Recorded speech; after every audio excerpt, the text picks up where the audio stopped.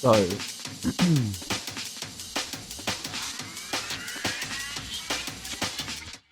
just give me a sec. Just give me a second. Oh, I love this song. It's a good time to be waiting.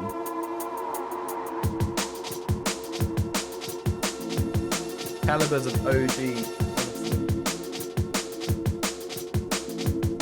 If any of you guys haven't heard of Caliber, listen to this. It's nice. This is quite old stuff though. This is like 2008, yeah.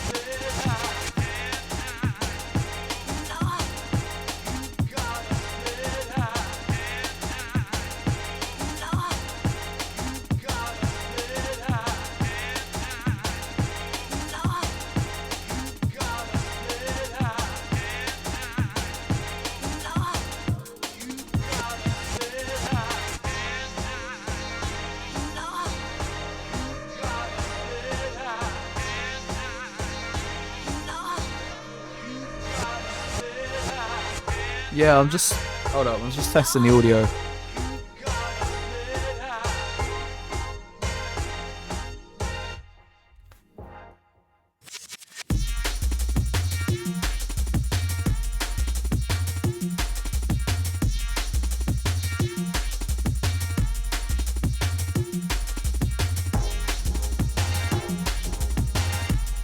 Just testing the audio.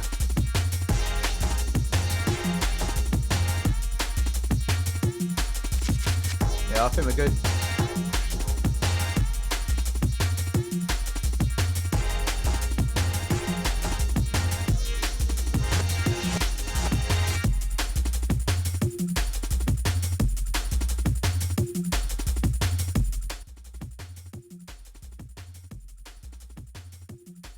I think maybe that's better.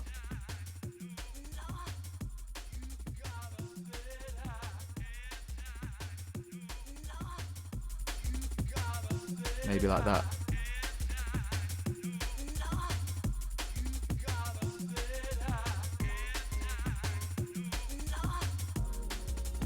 Then that's the sweet spot. Yeah, that's good. Alright.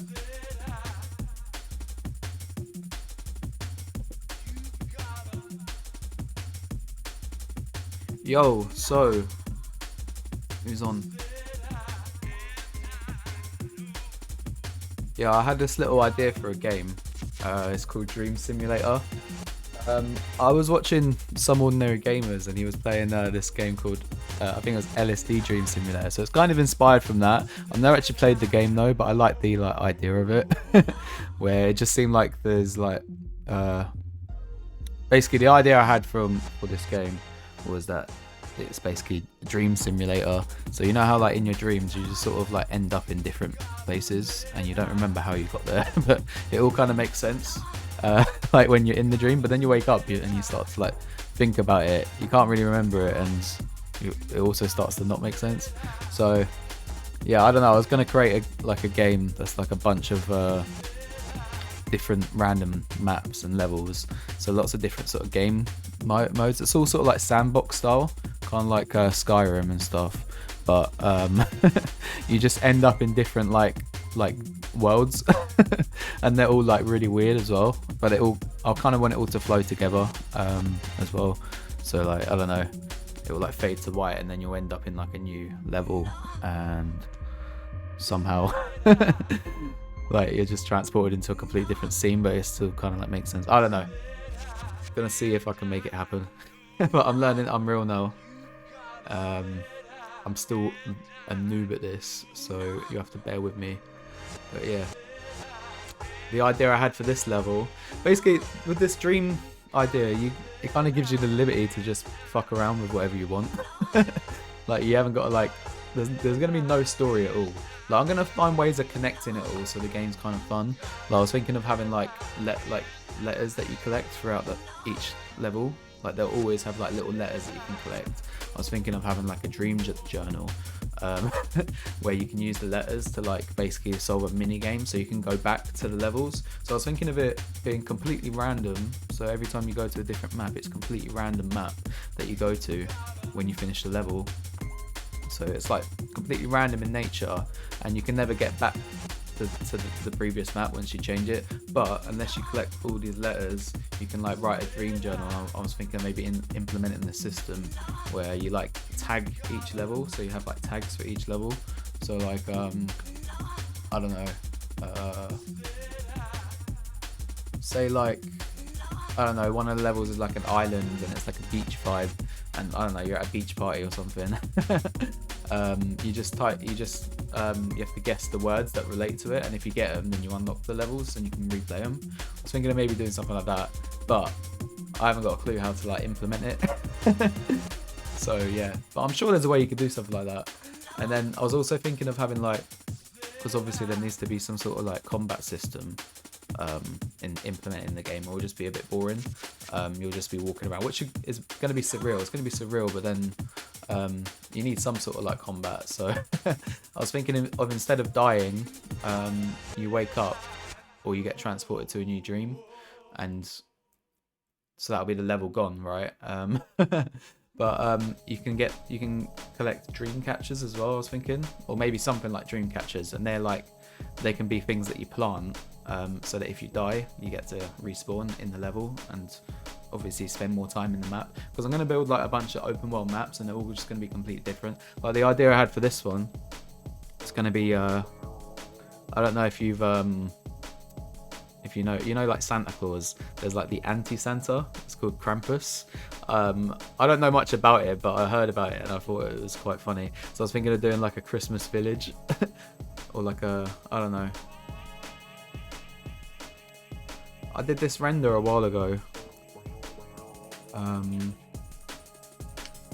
it's kind of surreal. It's kind of like a creepy Christmas sort of render.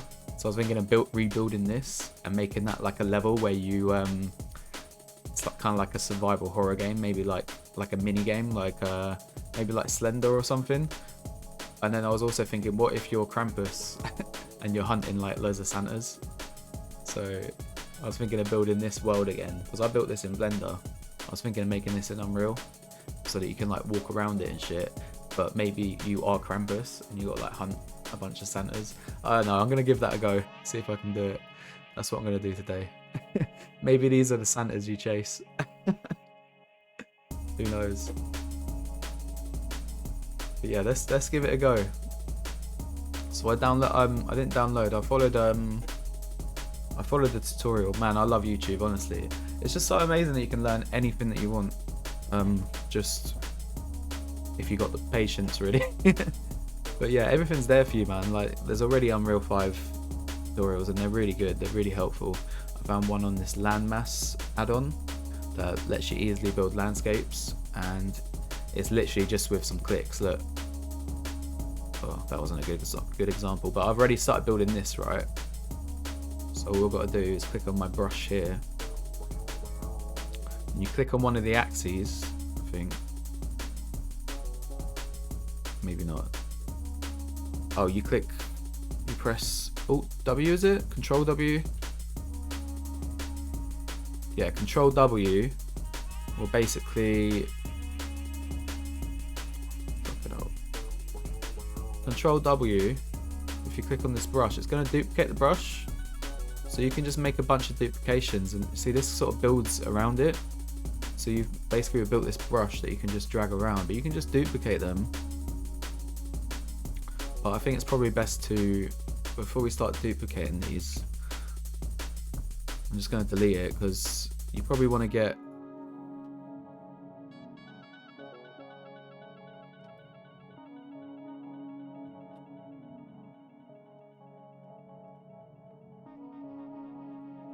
so I want to know how to make my camera fly a little bit faster.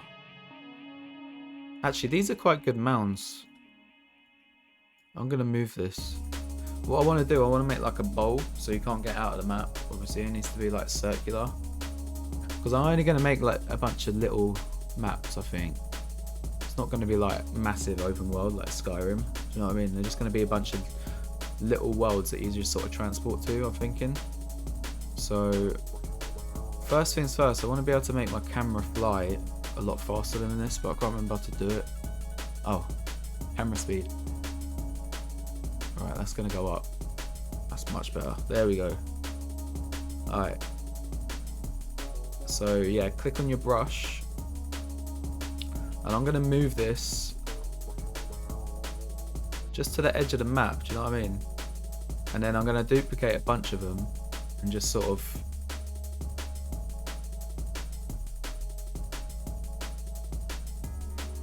I don't know. I think I need to watch the tutorial again, because what he did something and then it filled it all as well. I suppose I don't really want it to be filled.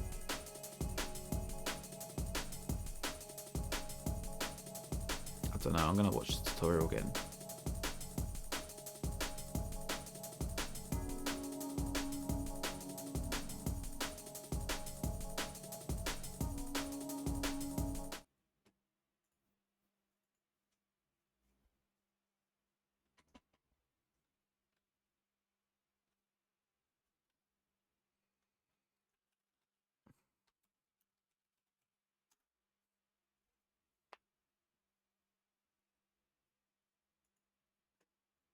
beach elements here.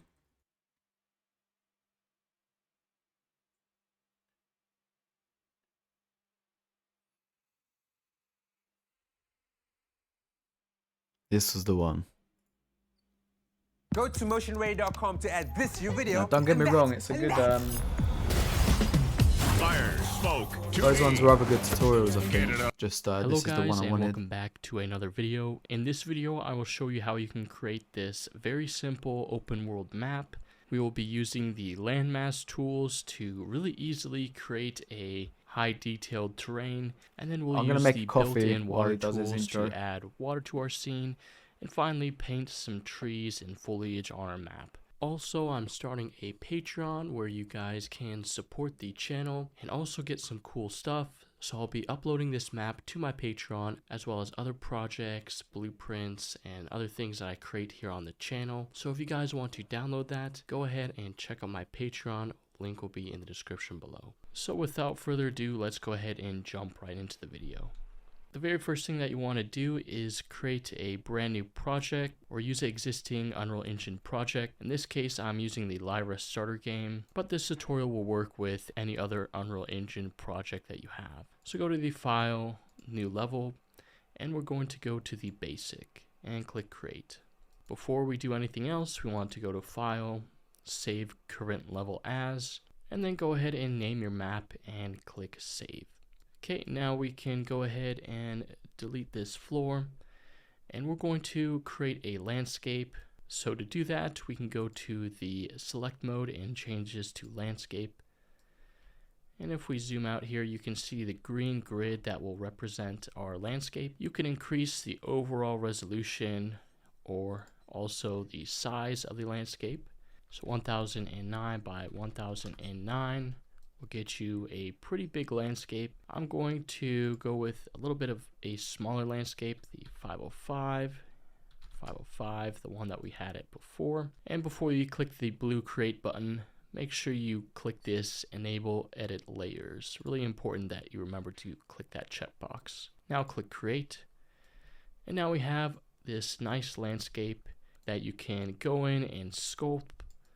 But we're actually not going to use any of the sculpting tools, so we can Control Z to undo that. So the very first thing that we want to do in our landscape mode is on the sculpt tab, you want to click on this blueprint right here, this little blueprint icon. Then underneath the blueprint, we have tool settings and a blueprint brush. So I want to click this drop down and select custom brush underscore landmass. Now if we click anywhere in our level, we're going to get this small little triangle here, and this is a basic landmass brush that we can use to create our open world island. So you can take some of these points and drag them out, but before we start shaping this, we want to modify the shape of this brush, because right now it's just a pyramid. So we can go in the details panel, and if you scroll down here, you're going to see this fall off window. Just expand that.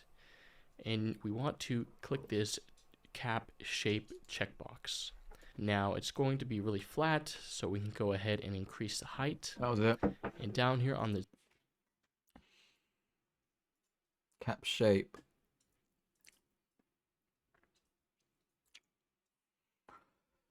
Ah.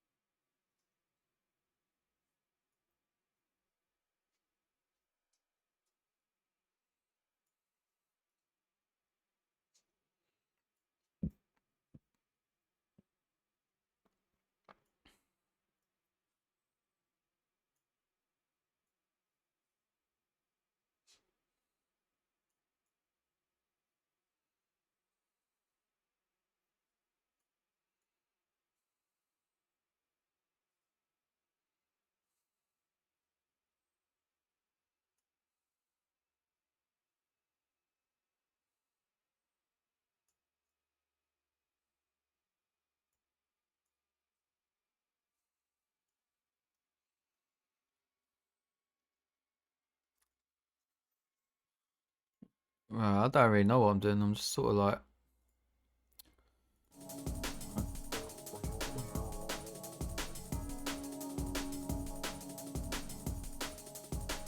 I want to make like,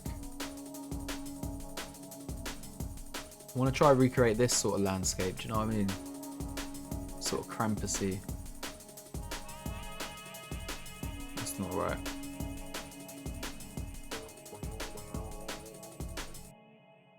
I feel like this is wrong. Hold up.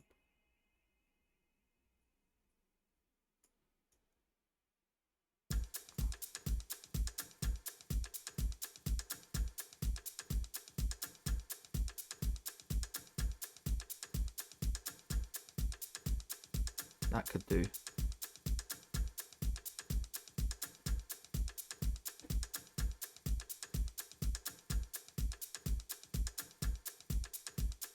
I don't want any displacement. Actually.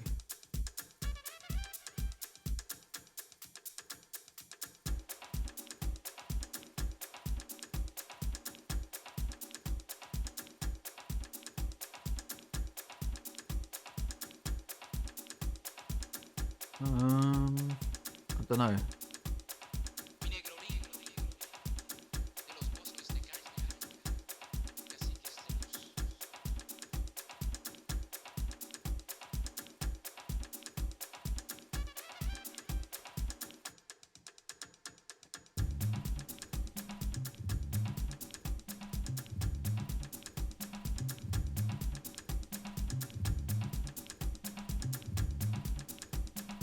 I mean, I suppose.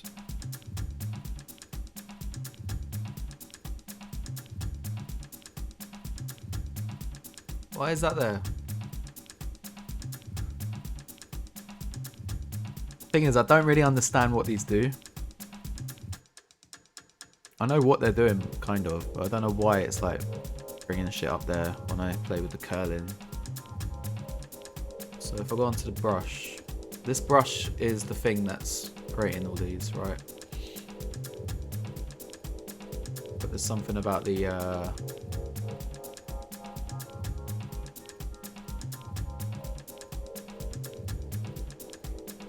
it's this curl noise, right? Starts to populate them. That's probably good.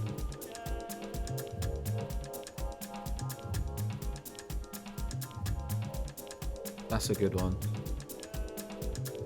Oh. Don't know, man.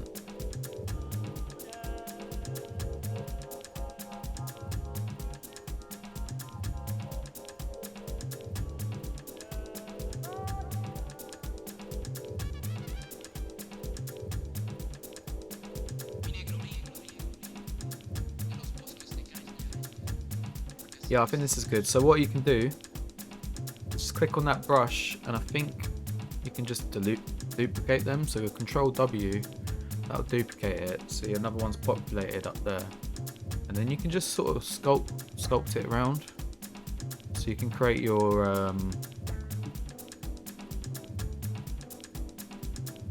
container for the world, right? But I don't know why it's. Yeah, you might need to play with this a bit as well.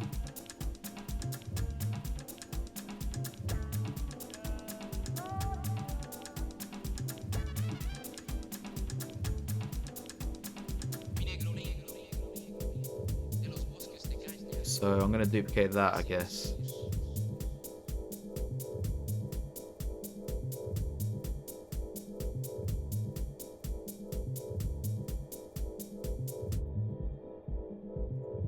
Guess you just keep doing it. So Control W, drag it. Control W, drag it. I guess that's probably the best way to do it, but I think you should probably.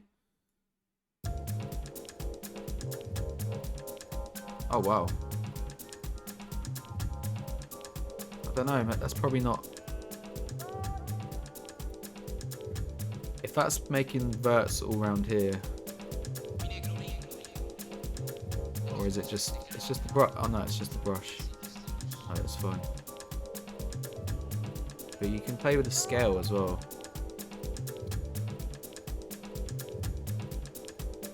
Where's the...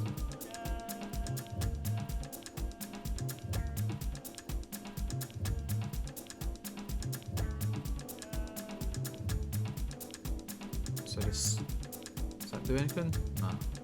Oh, it does. Yeah, so you can adjust the scale as well, which is pretty cool. Add some variation. So if you want to click on like these ones are quite similar, right? So I guess you just pump one of these up and give you a bit of a different result. Maybe even drag it up a bit. Yeah. And then we'll just, I guess, Control W. I guess we'll just sort of fill it out, right?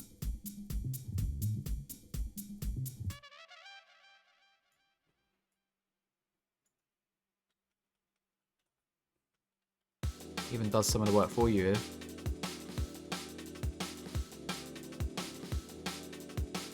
So this might, I don't know, I think the world might be too small.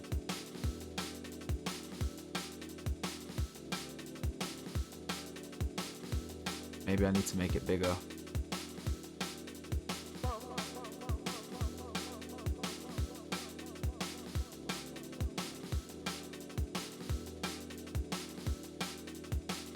You can always go to your landscape here, right? This is the whole thing. So these are just brushes. These are the things that are creating the displacement. Actually, like putting the mesh up. This is the actual base mesh, so you can actually scale this up, I guess.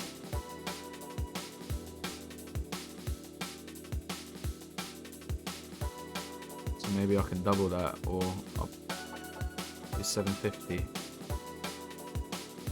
But I think it affects the obviously the placement of your brushes. I don't know. It's probably affected everything here now. I don't know what's going on.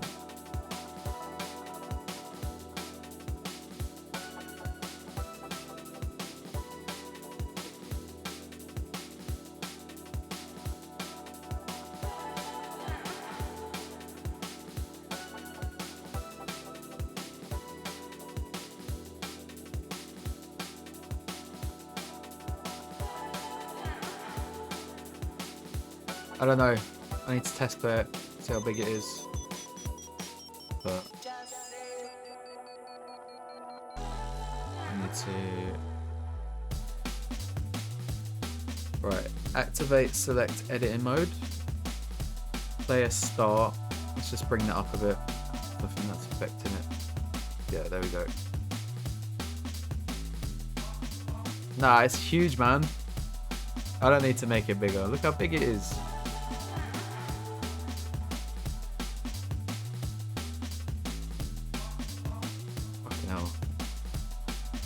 See that kind of looks like snow as well. Yeah, this is fine. This is huge. It's very, I find it really hard to like judge the scale of things when I'm looking at it in God mode. So yeah, let's just fill this out. So Control W, bring it out.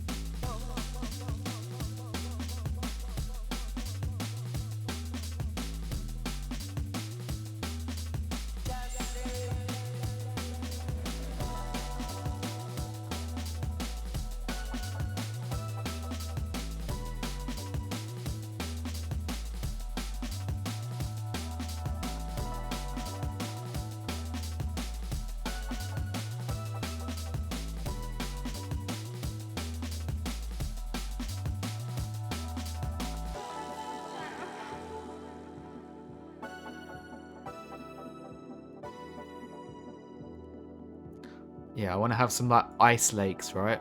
That's a good size. So I want to have these as like icy bits, maybe? This looks perfect. This looks like snow.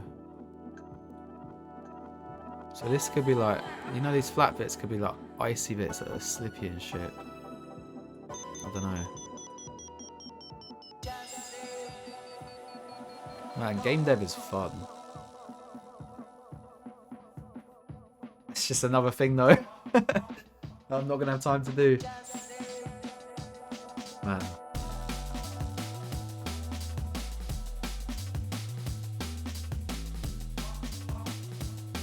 Yeah, you just...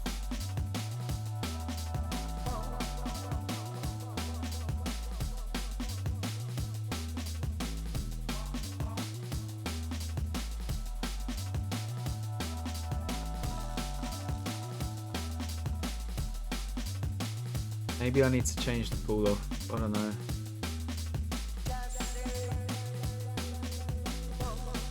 I feel like it should be a bit more rounded. I don't know.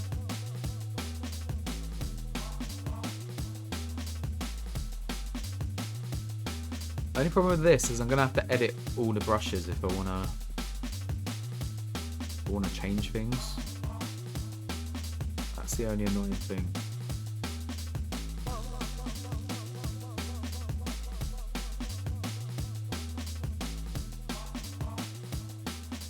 I'm gonna make this one a lot more smooth, I think.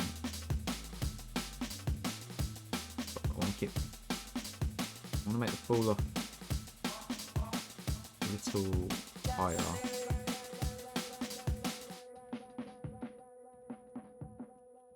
think.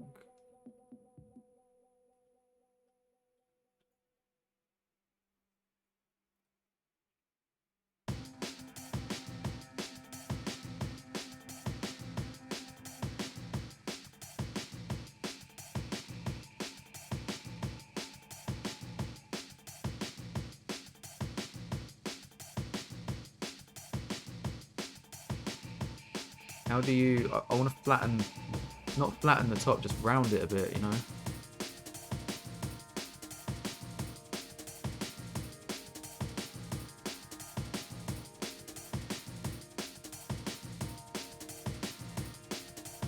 Smoothness.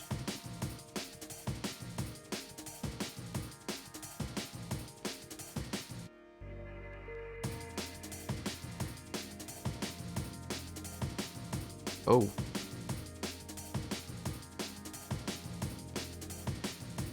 Is that affecting all of them?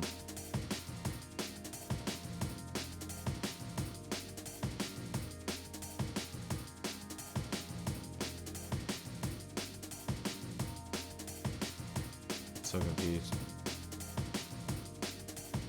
What's made that one like that? Suppose it looks alright. I'll work with that actually. Like an ice cap.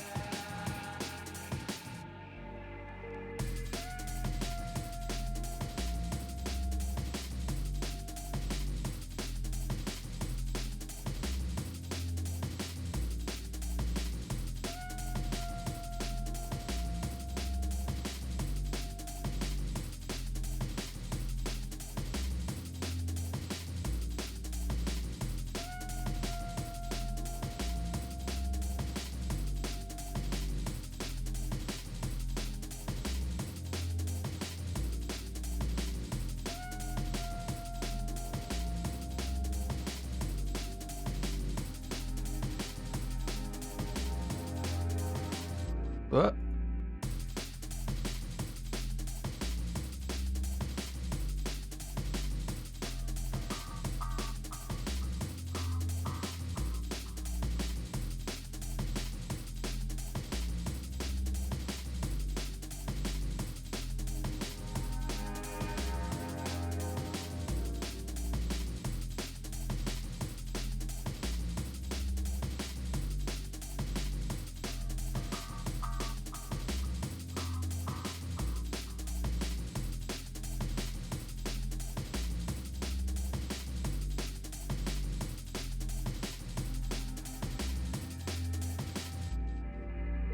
Why is that all the way there? This, I don't understand why it does this. The brush, it's like... I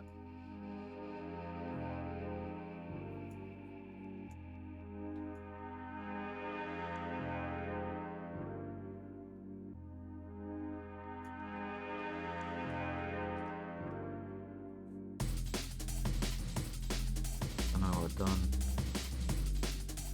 I don't know, that's quite cool. So just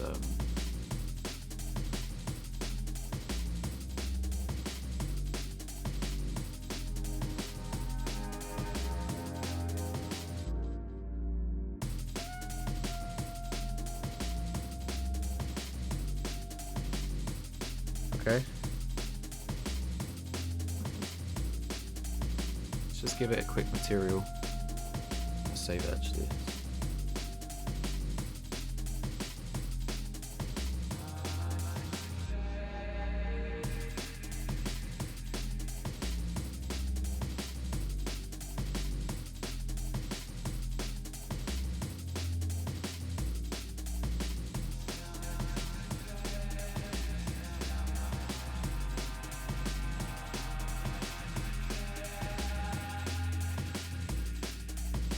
What? I feel like I've lost my levels.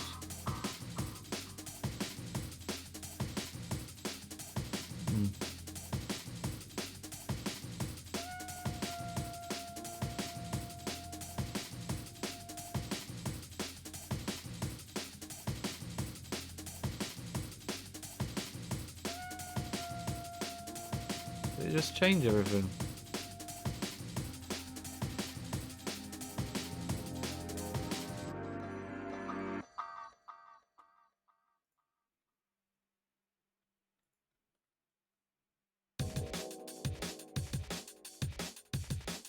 Hey, it works.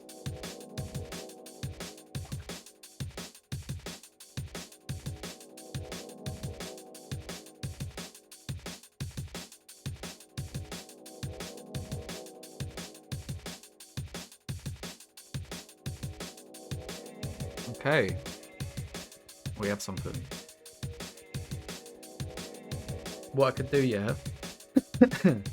I could just have it so that, like, further you get away, I don't know, it like kind of like Battlefields when you get out of the combat area. So I can't be asked to test all the ends, do you know what I mean?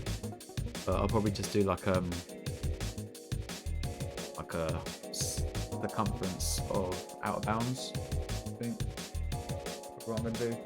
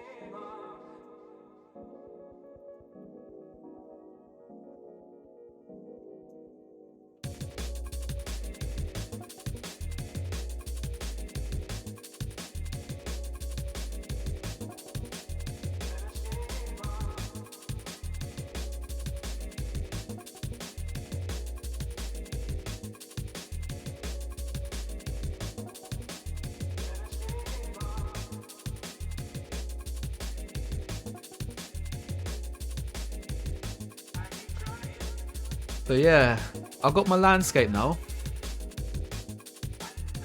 I'm just gonna throw like a quick material on.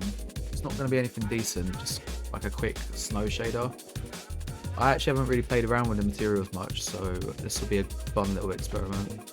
So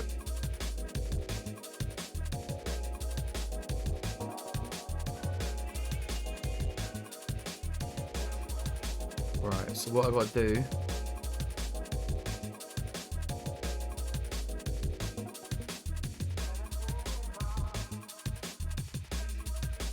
just need to find my materials. I don't know where they are. I think it's the starter content maybe.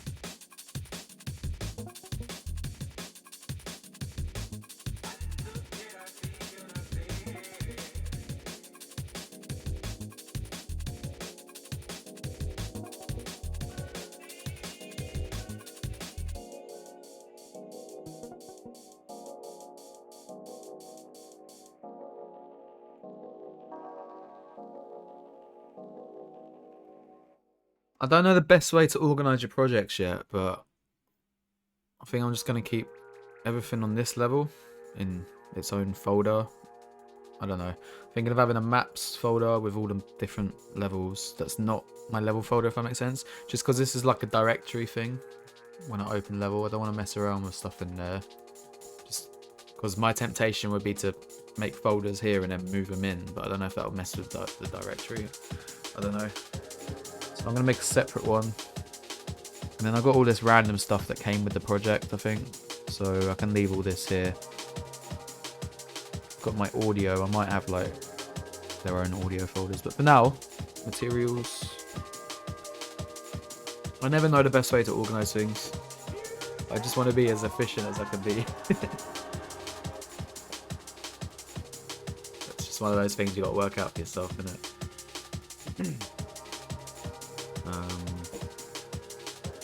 So yeah, I'm gonna make a new material. I'll call it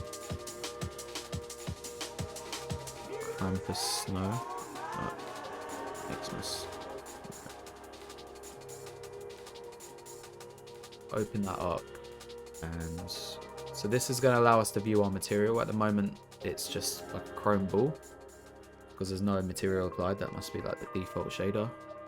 So here is our material output. So all you gotta do is right click to add a node and you can just search. So I think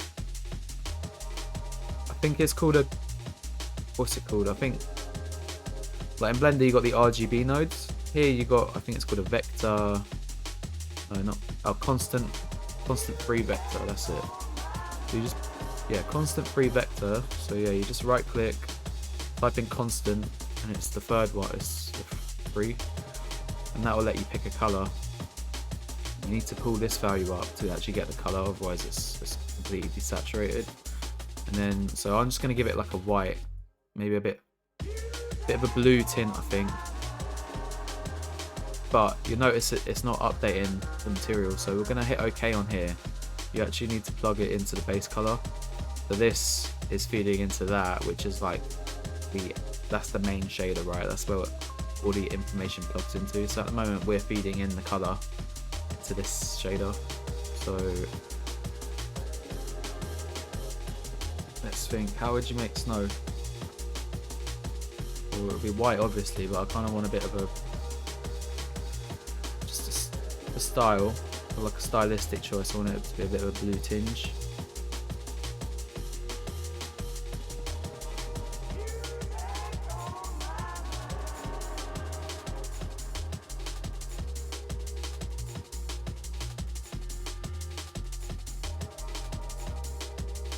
Yeah, like that.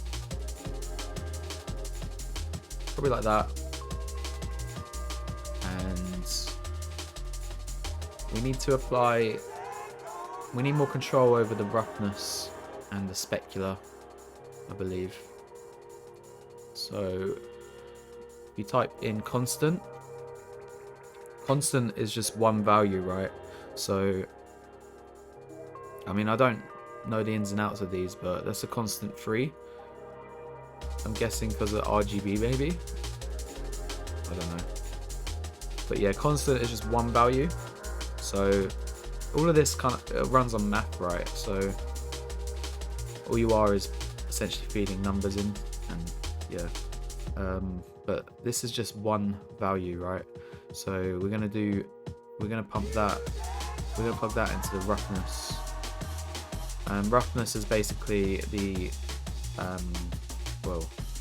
the roughness of the object. So the more rough something is, the less reflective. Think of like a, I don't know, a mirror, completely not rough.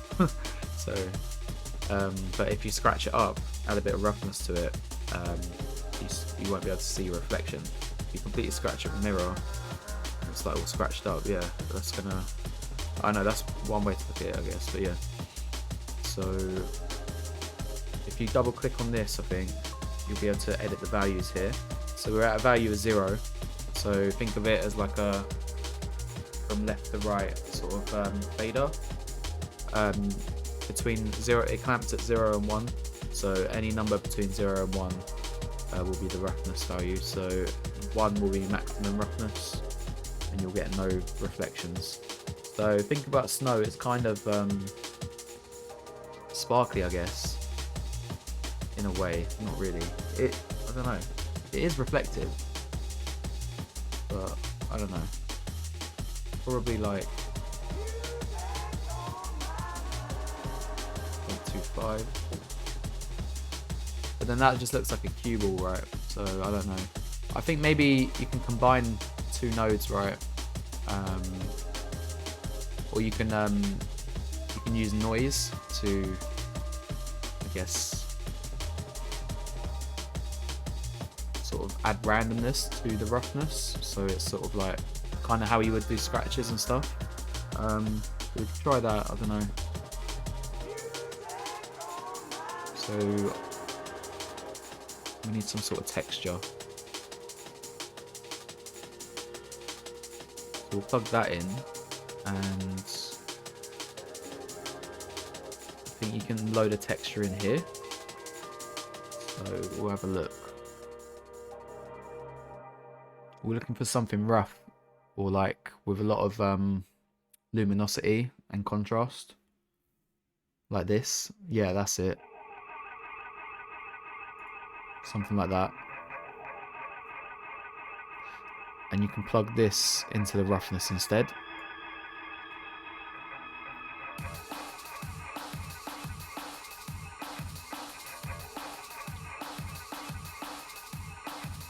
But you want it to be like, you want to plug something into the, you want to plug this into the UVs so you can like scale it. Actually, maybe you need a texture coordinate. Hold up.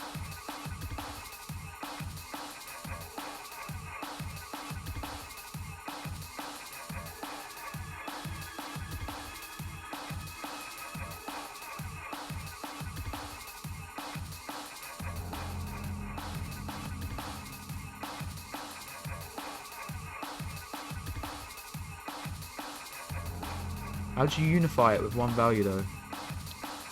Oh, you can add a math node, and if you multiply it, so like I said, it's all just math. So this is basically giving you UV points to the texture, so you can control the basically the position of this picture. So this picture is being applied to this texture.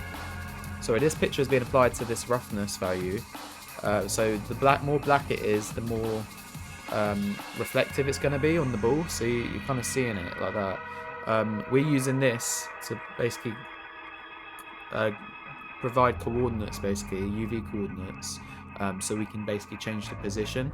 And we're going to use, I think, a multiply to do that. I don't know. I might be wrong about that.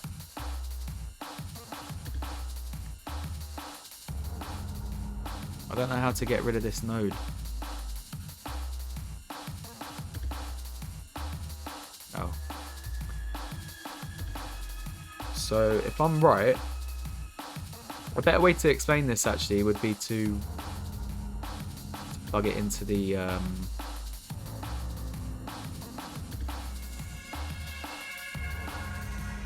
base color so you can see it a bit better.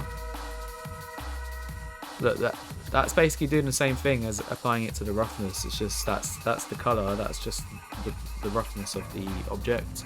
So how smooth it is and how reflective it is. So if we use that on the roughness, that's how we can get like it to shine and sparkle, I think. But we need the texture coordinate. We need to basically scale the UVs so that UV map, see this, the luminosity map, this texture, it needs to be like really small. So that's kind of what we're going for. So I feel like if you multiply this by, yeah, see, if I pump that up to 8, I'm basically multiplying these UV tilings by 8. So it's basically tiling them across the material. So if we then plug that back in, you'll see you're getting a lot of more reflections now. And I guess we can pump that even higher.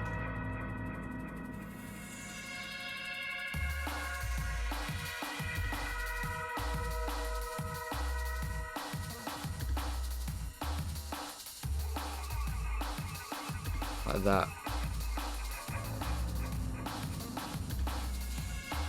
And I think that will be our snow shader.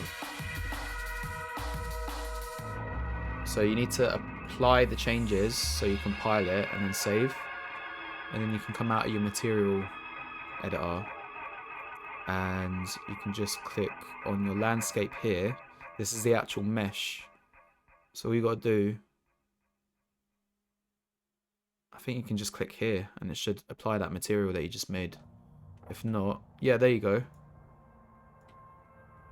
So it's kind of snow. Oh, nah, see, it's all stretched across.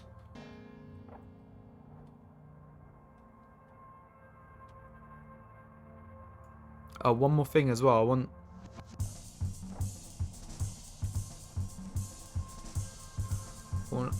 I think maybe we should convert this to nanite as well, because I don't think you can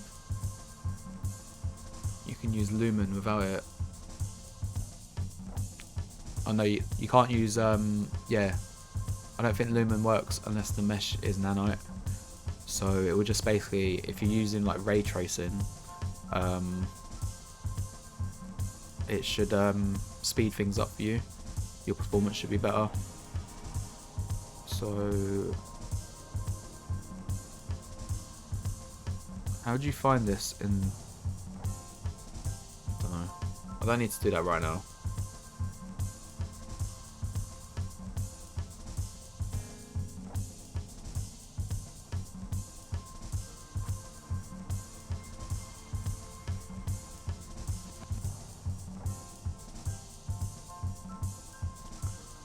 I mean, it looks too tiled. I don't know. It's not the right texture, but what I can do is create my own texture. So you could just go into Blender and you could do it in After Effects as well, or Photoshop. I'm going to do Blender though.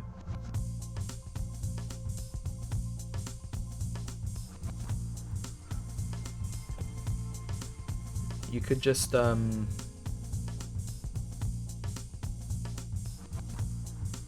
create your own texture, right? So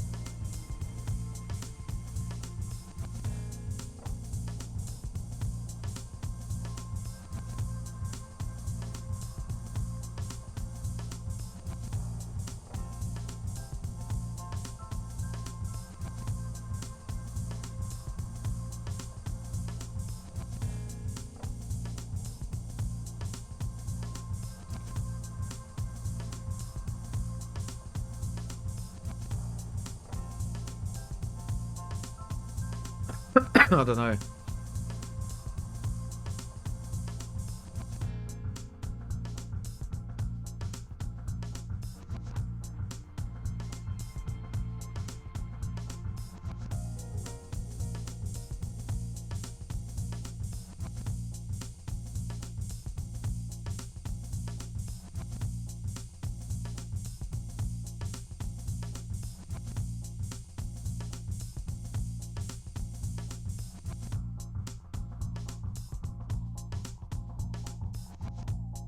Don't know, these aren't really good.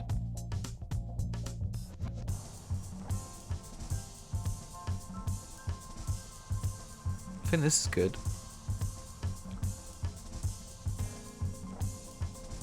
I could just make a black render layer as well. We'll just delete all of the bits in the scene, right?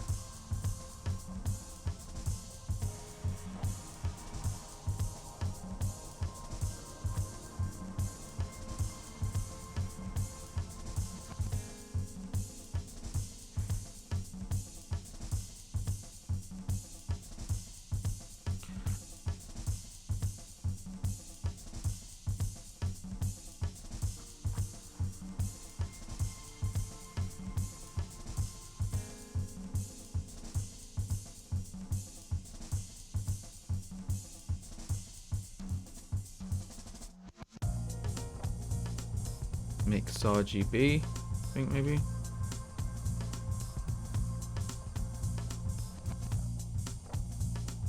Oh, you don't even need a layer. What am I doing? Just do it like that.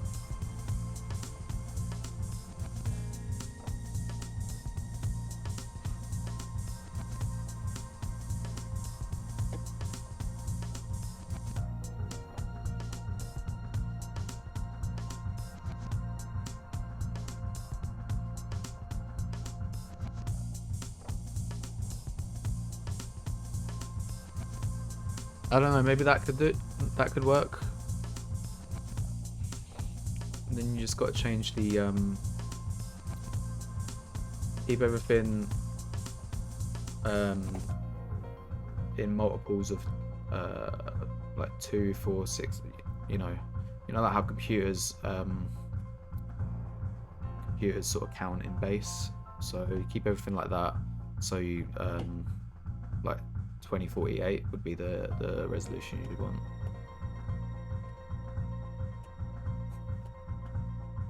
And we'll save that. I don't know what the best file format is, but I think PNG should be fine. And then just find your project. So I've got mine here. Content. Level, no, maps, Krampus Xmas materials, and we'll call this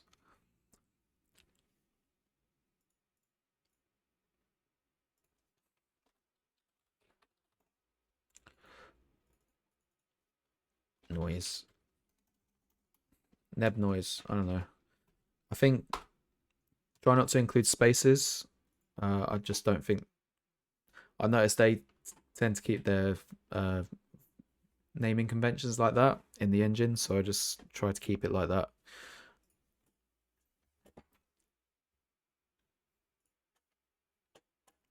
And then I think we can just load that up, because you see how it's all tiling like that. It doesn't really look good, and that's because of the texture that we use. So if we go back to the material,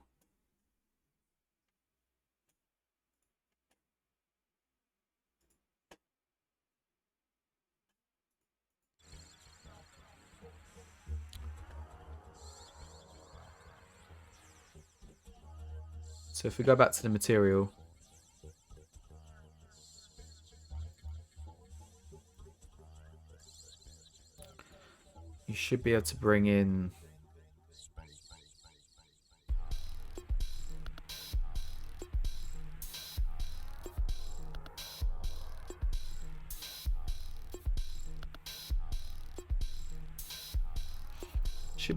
something else. So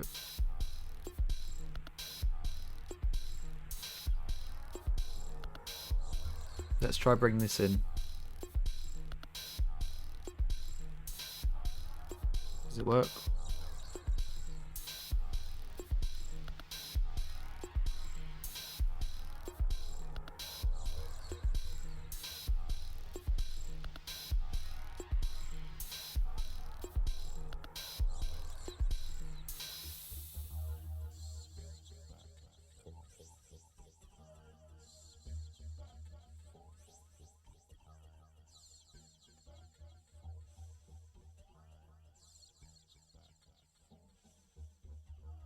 Nah, it's pretty crap, isn't it?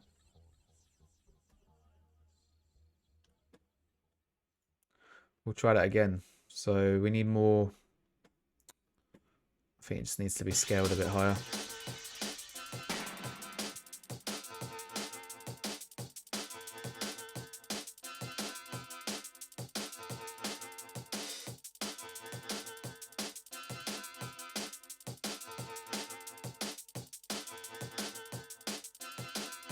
Maybe like that. And what we also need to do is bring up those white values a bit. So I'm going to use a contrast. I'm going to pump up that.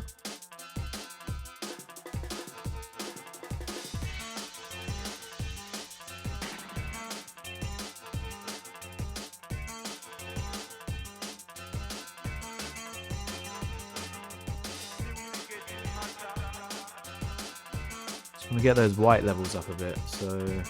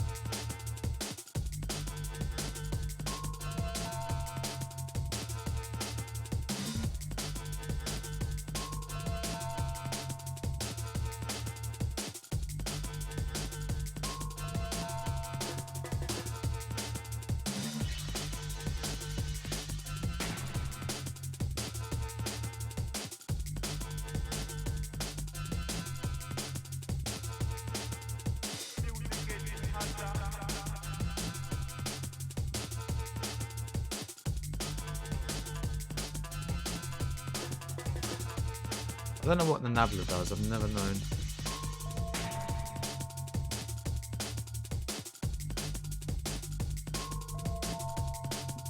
Anyway, let's try like this. Thing is, it might not tile correctly.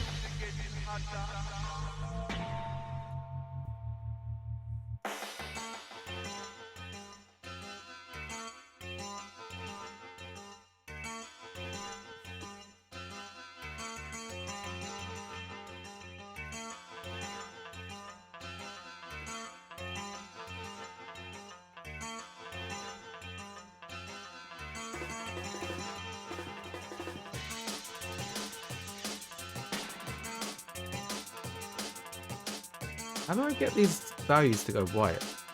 I don't feel like it's white.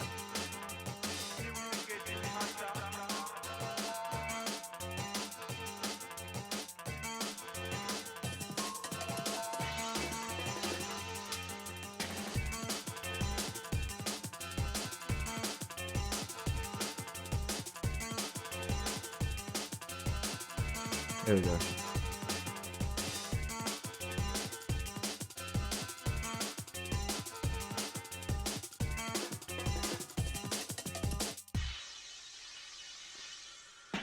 That's good. Let's save that again by that one.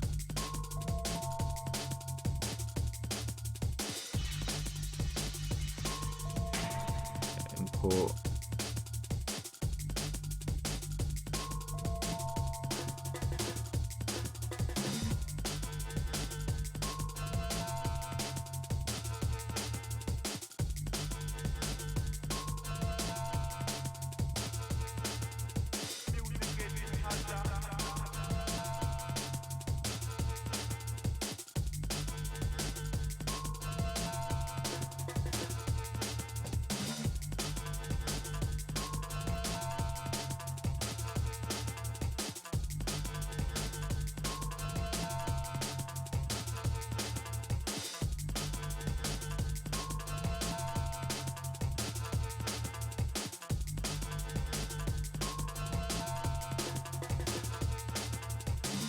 Oh man.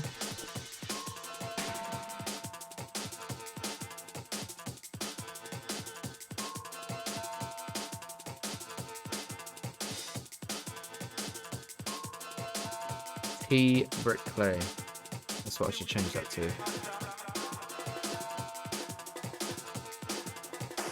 think maybe.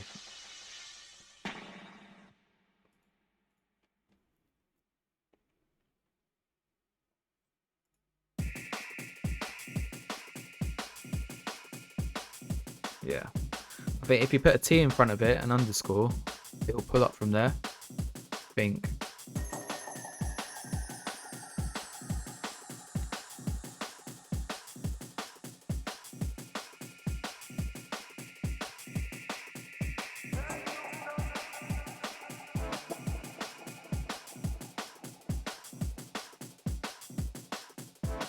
I feel like it's barely noticeable.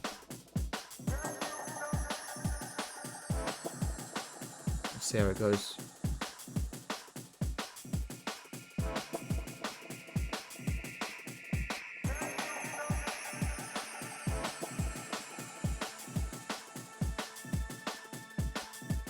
I like it like that.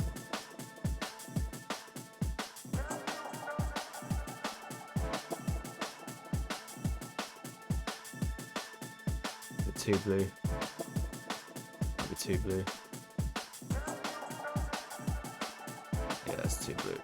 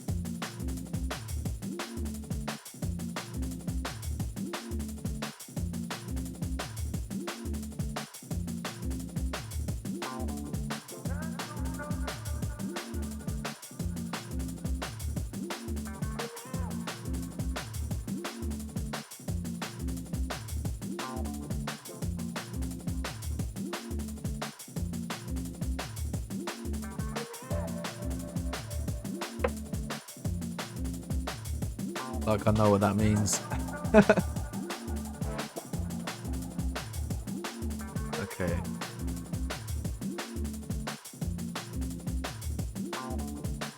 Nah, this isn't good.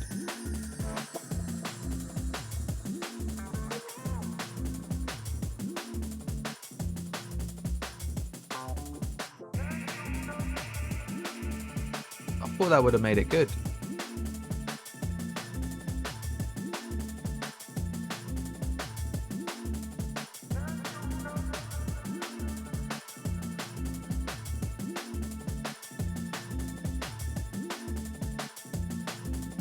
Maybe I'll increase the size a bit more.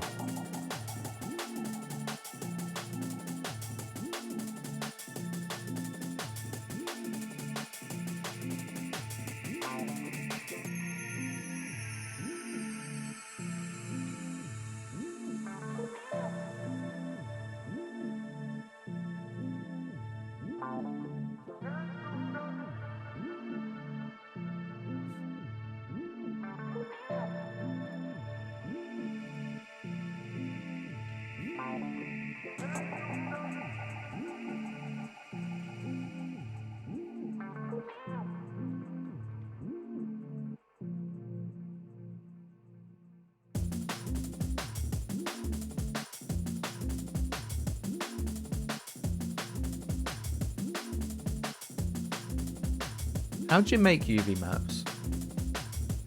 Would be good to have that as a UV map as well. I think it needs to be a bit bigger.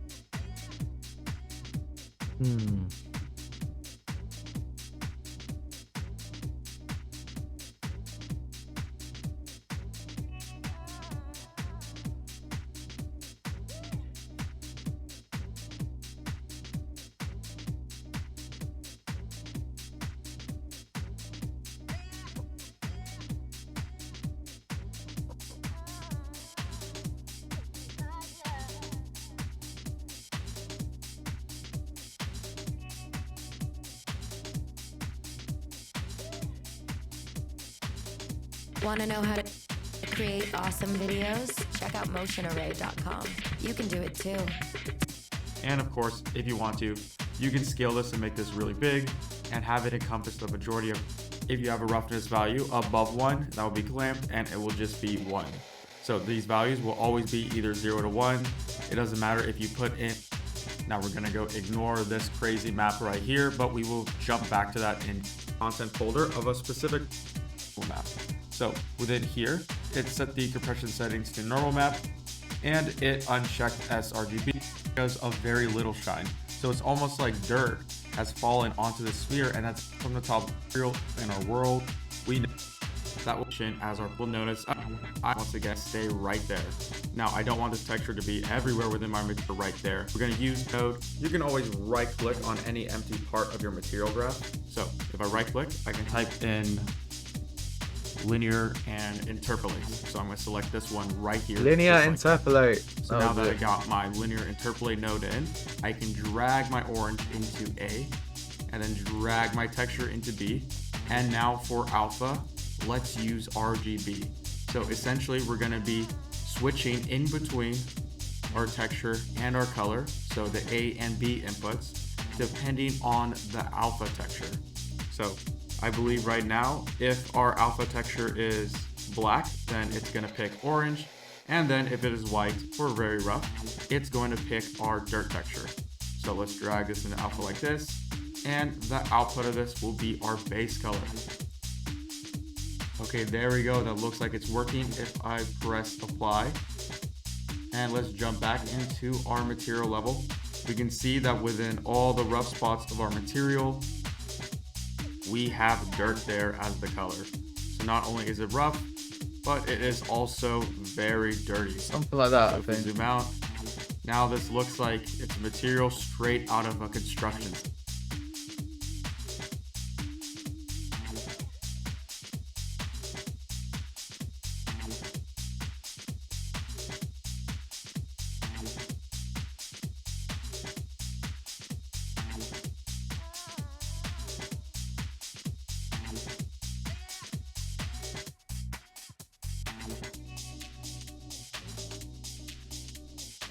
I think that'll do.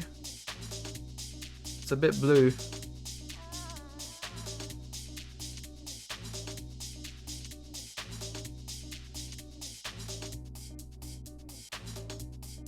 But I think it'll do for now.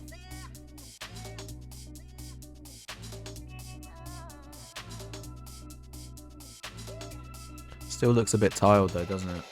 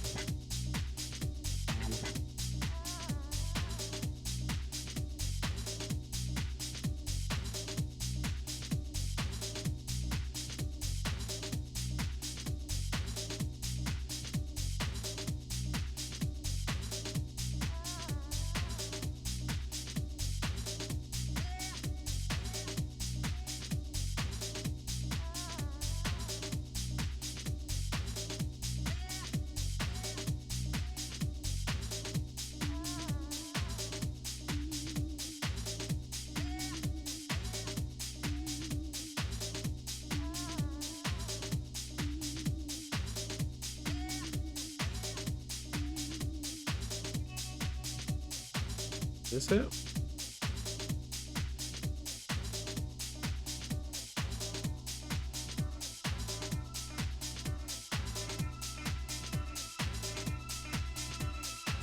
I don't know. Can't remember how to do it now. Where's the backdrop? That's it.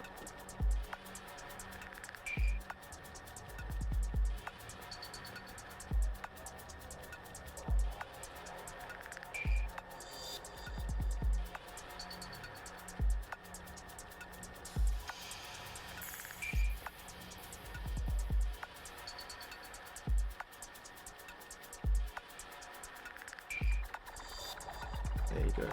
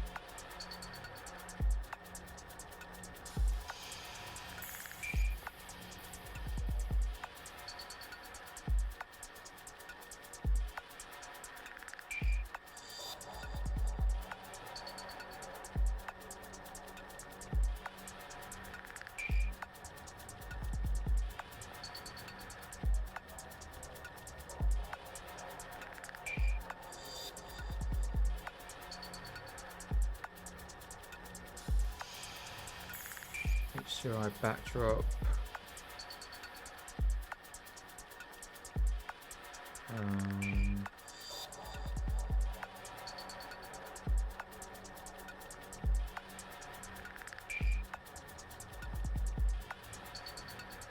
Yeah.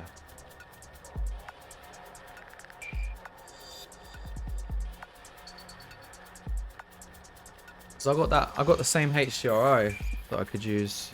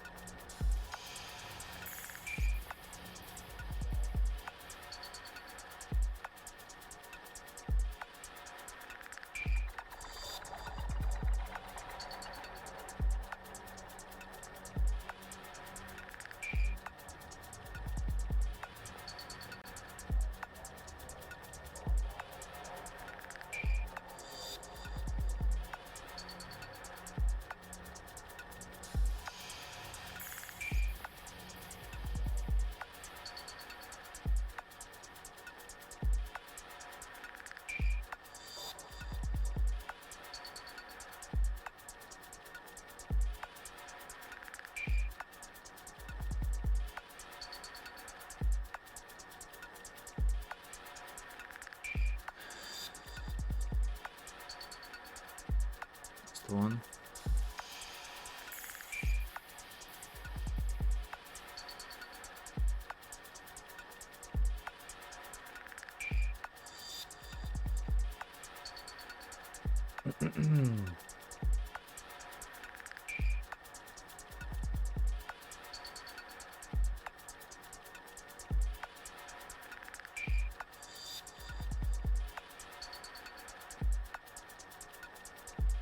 Approaching storm.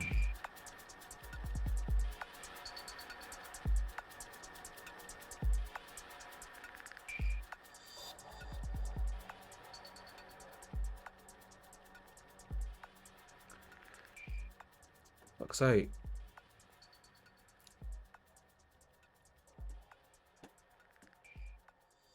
Everything.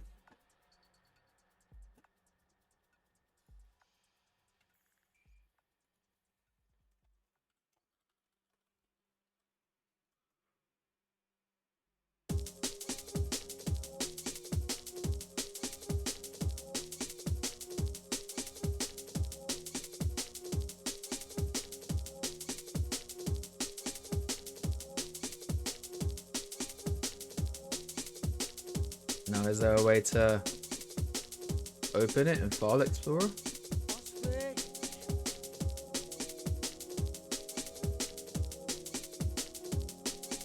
Copy the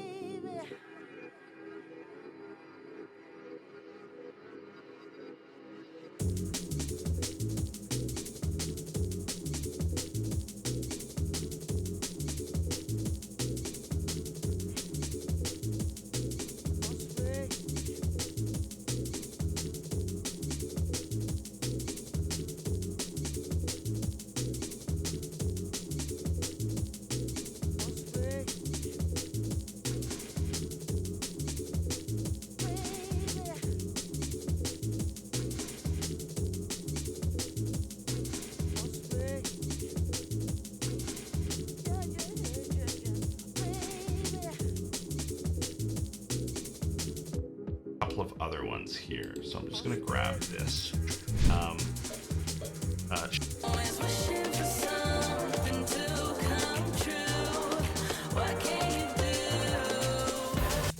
Shanghai bun, which we have as an HDRI. And then we have this forest file, which is actually an EKR file.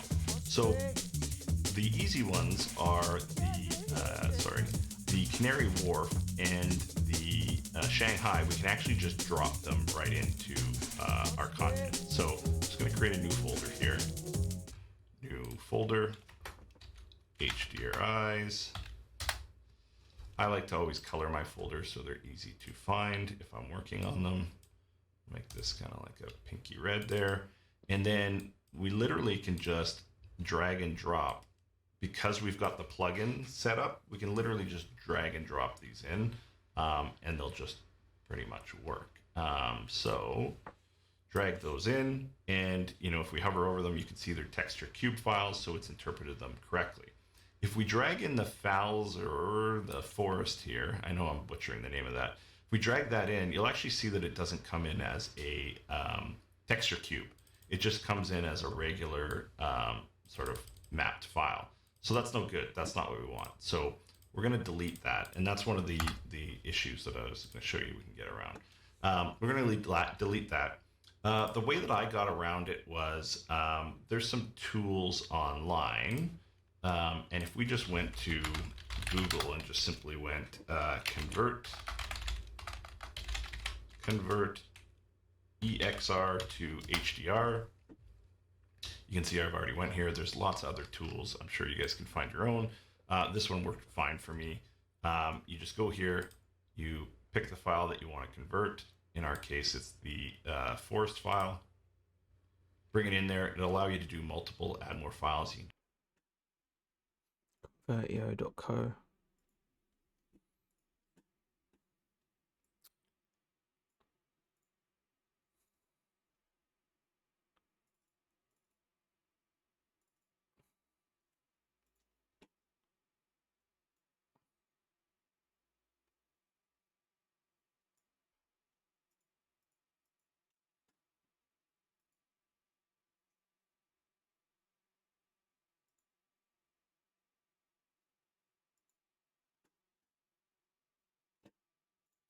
do multiple at once, and then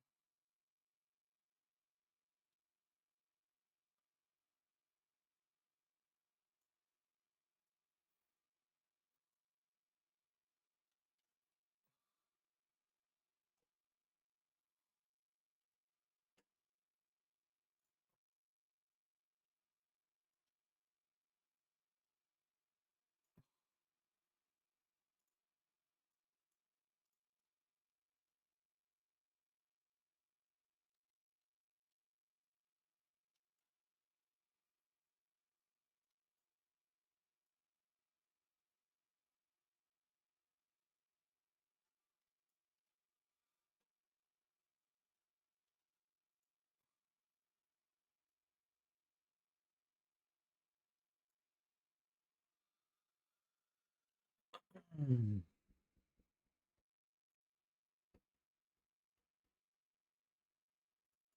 crashing, man.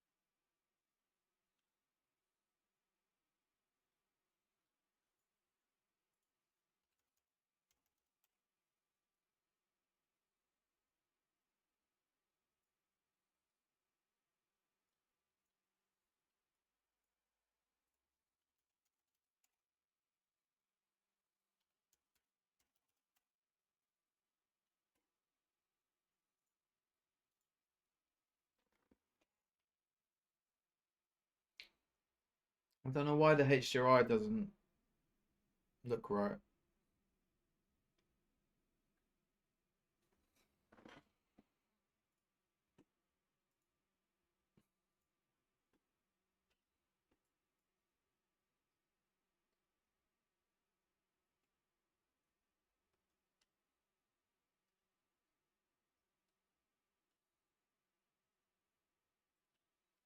Hmm. What if I try the other one?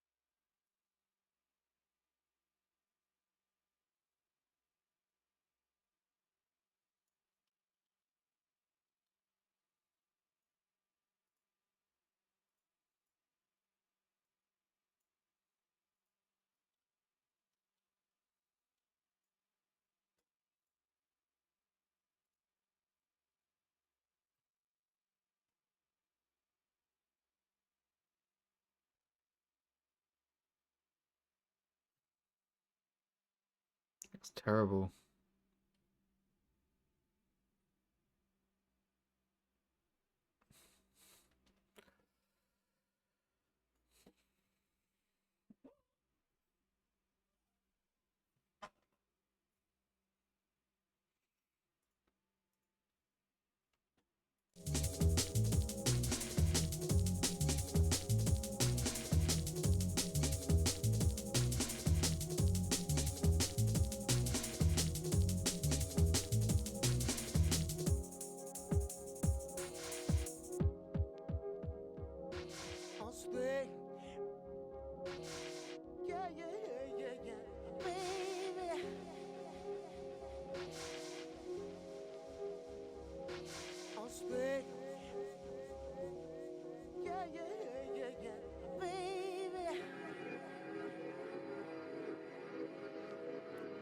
Why does it look so bad?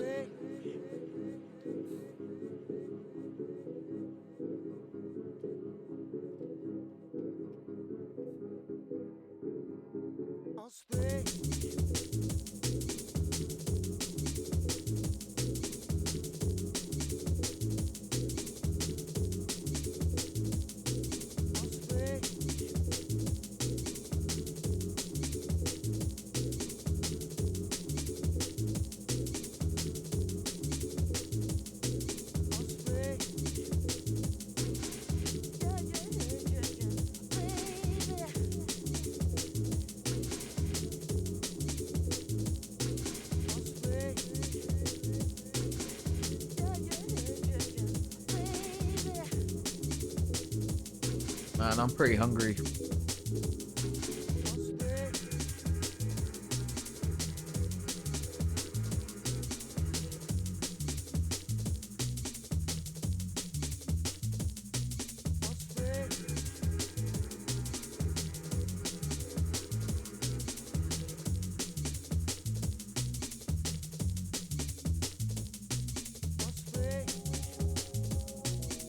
I mean, it looks alright.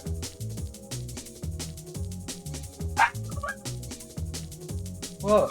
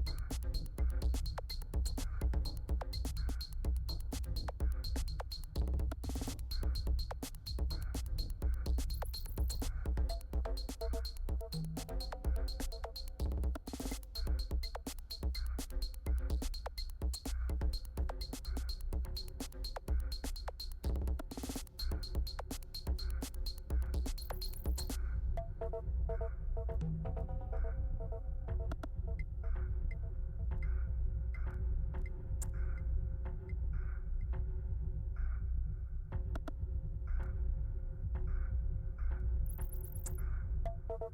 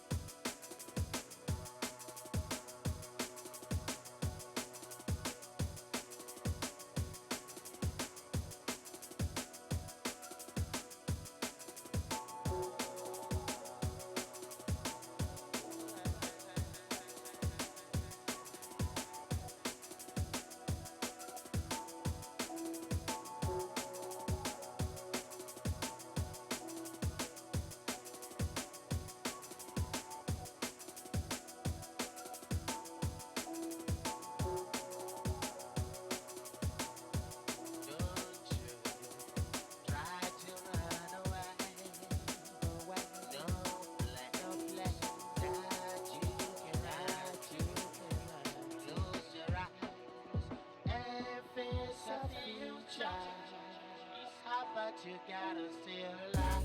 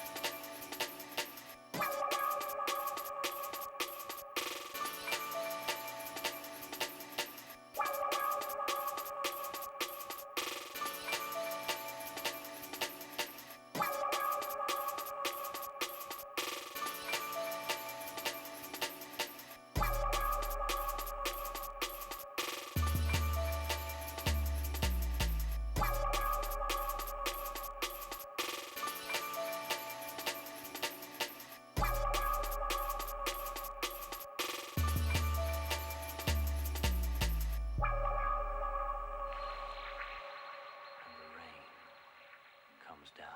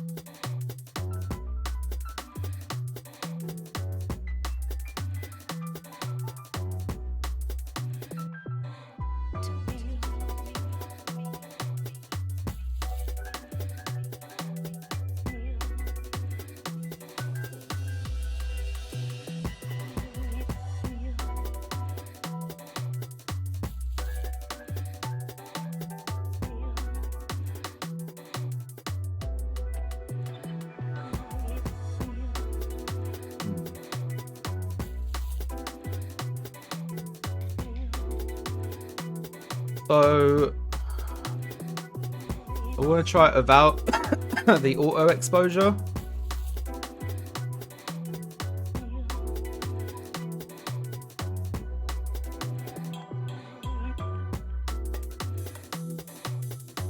I also want to see. Does this look alright?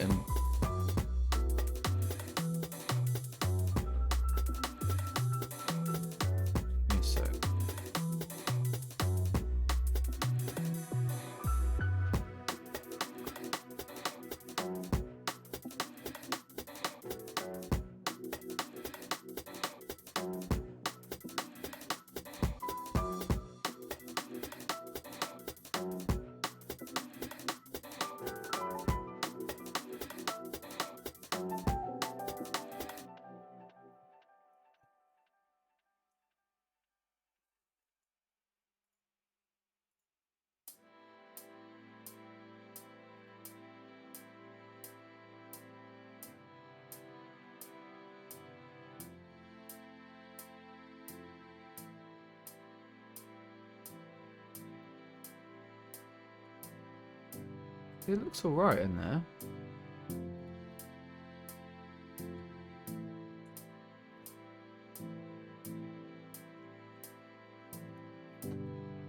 But it looks really bad in Unreal.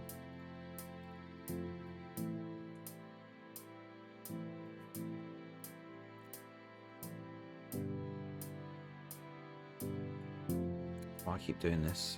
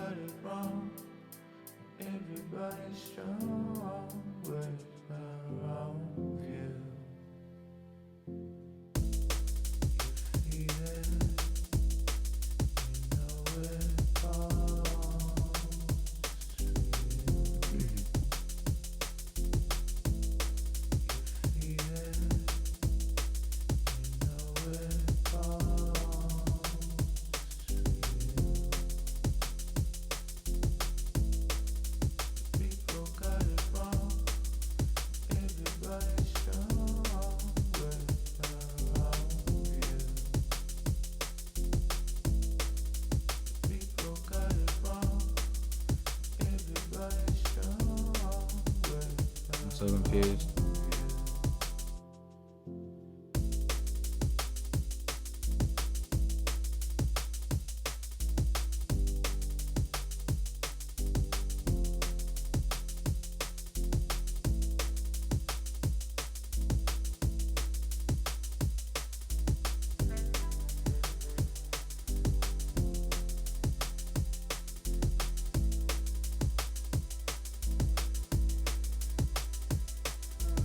Cool.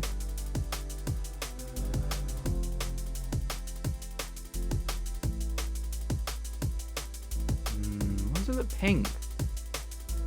What?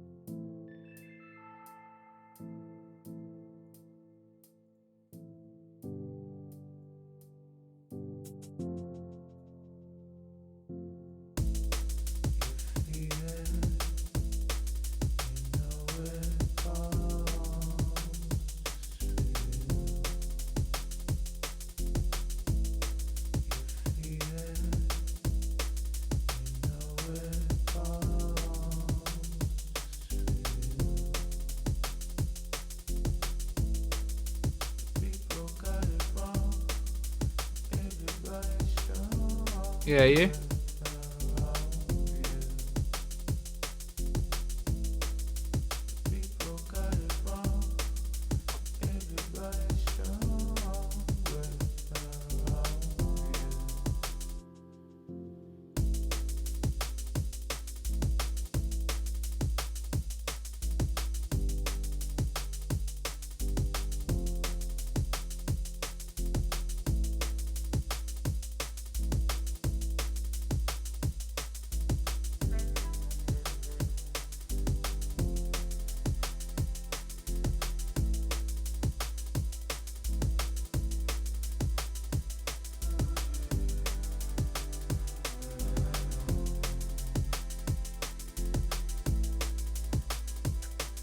Nothing I need to do.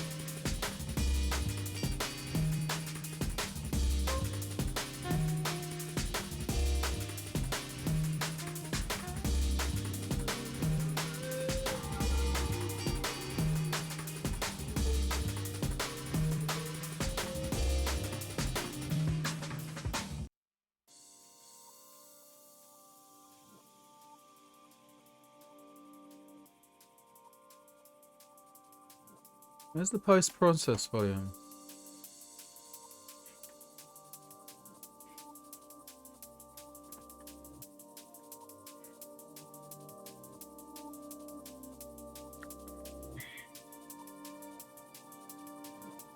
Where is it?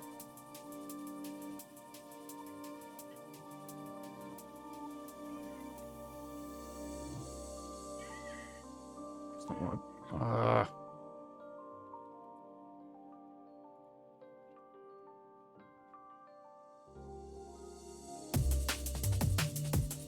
What? Where is it? What? I'm so confused.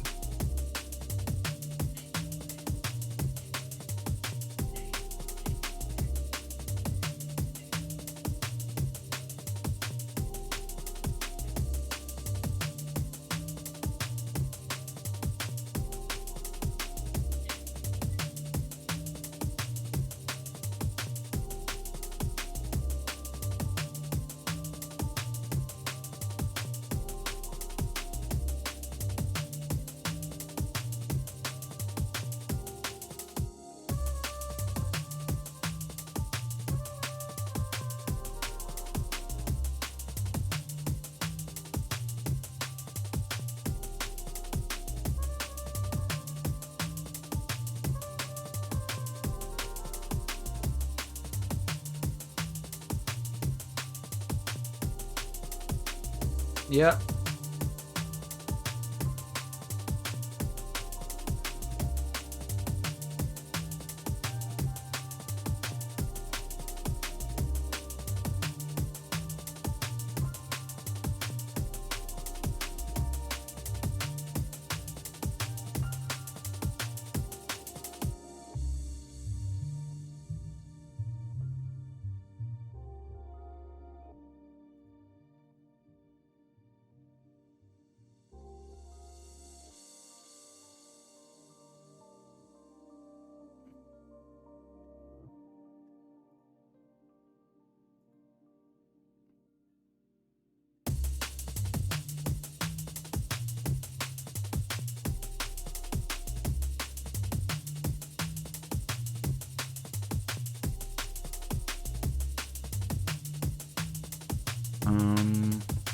How do you parent that to the camera?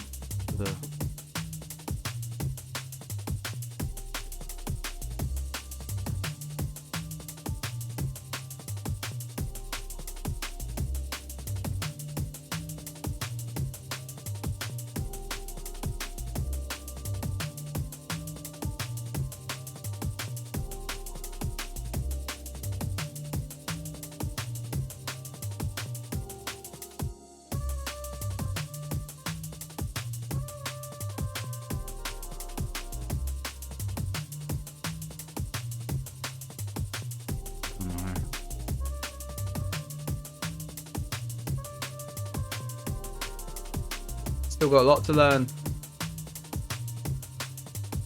This program.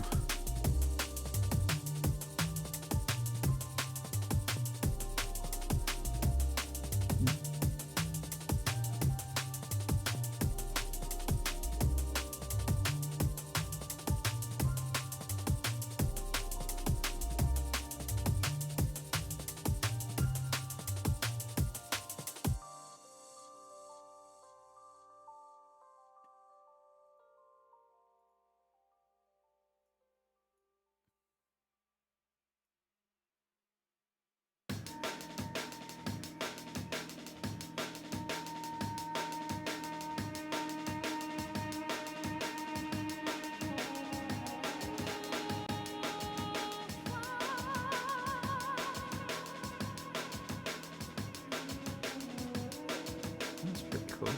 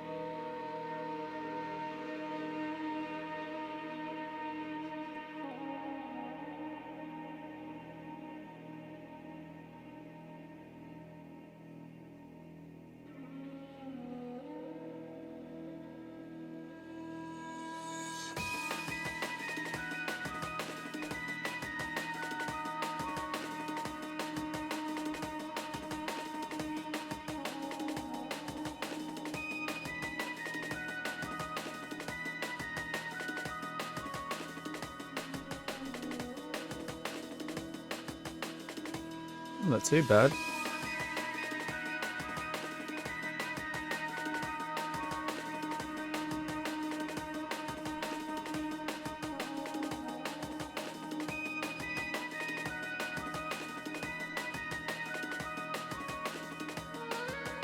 I like it.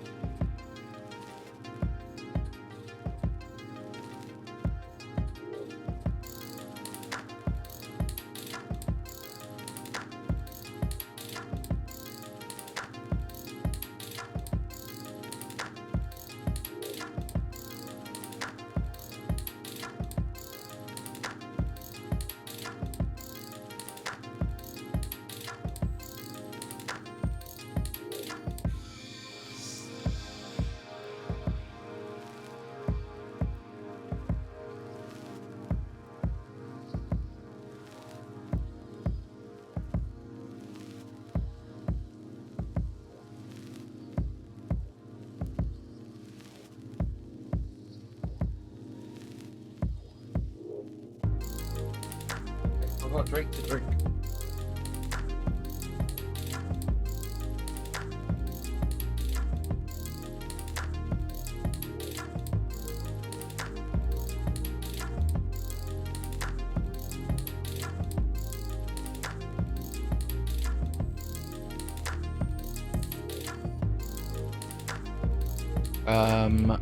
So I have some candy canes that I made. Or I could just download some.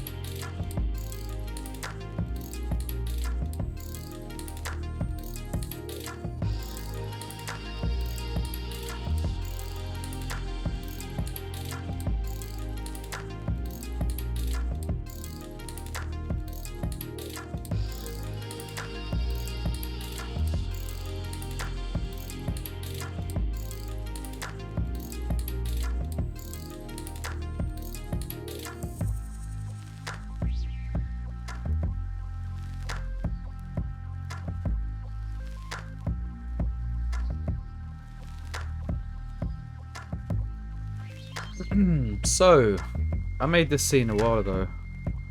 Sorry, I'm talking to my... I'm streaming.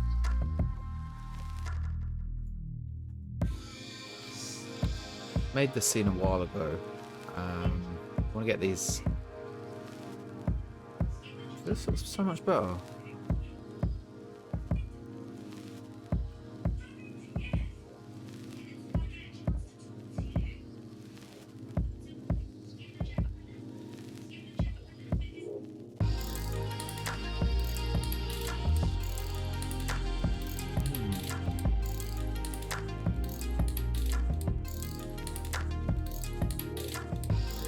It's a good snow texture.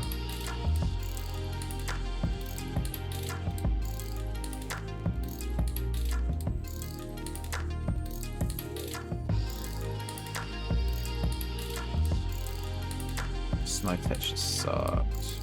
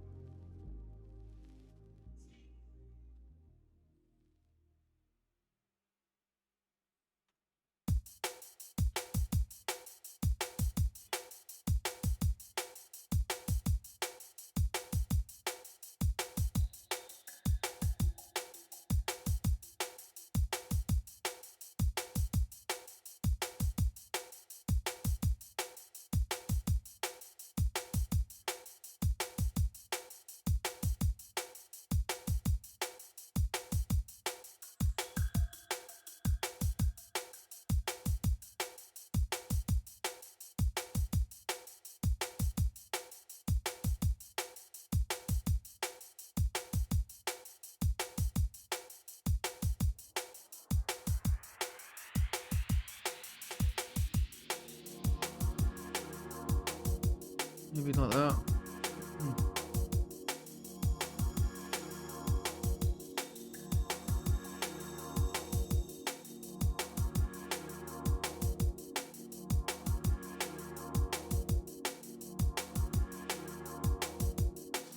I'm still compiling the shaders.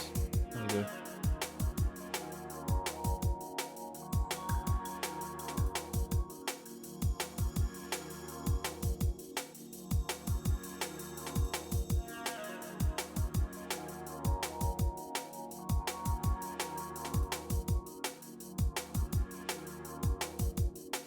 It looks alright.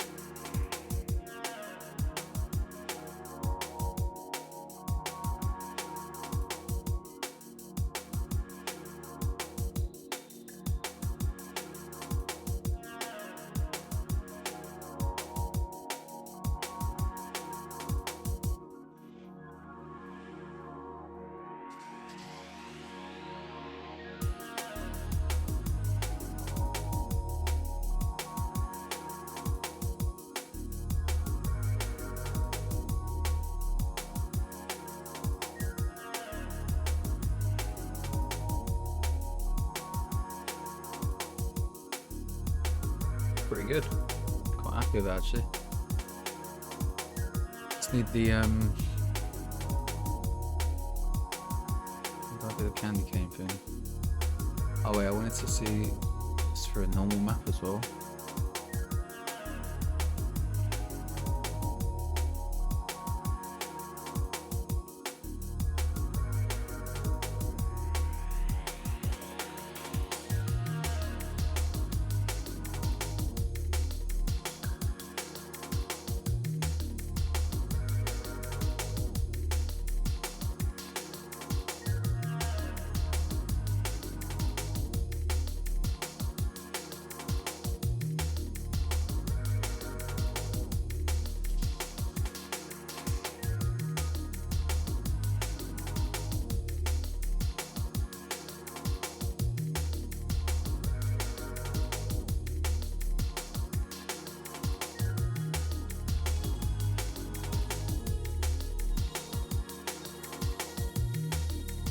there a normal map?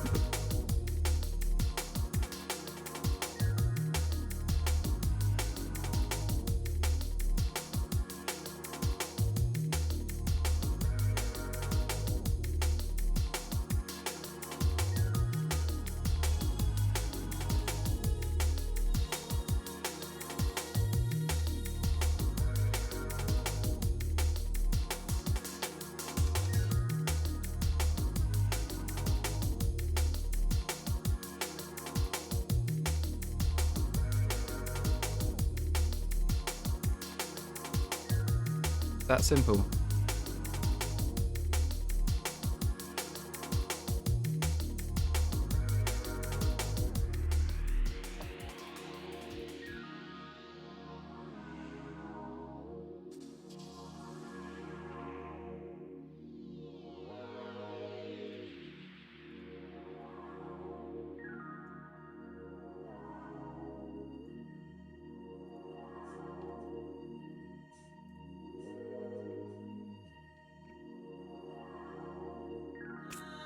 Well, that's done. Oh, I need to compile.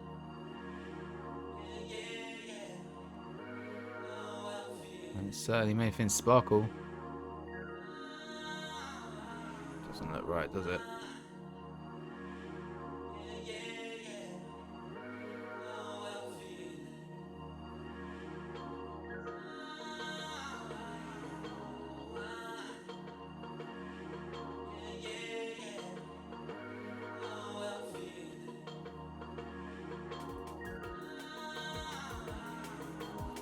How do I remove?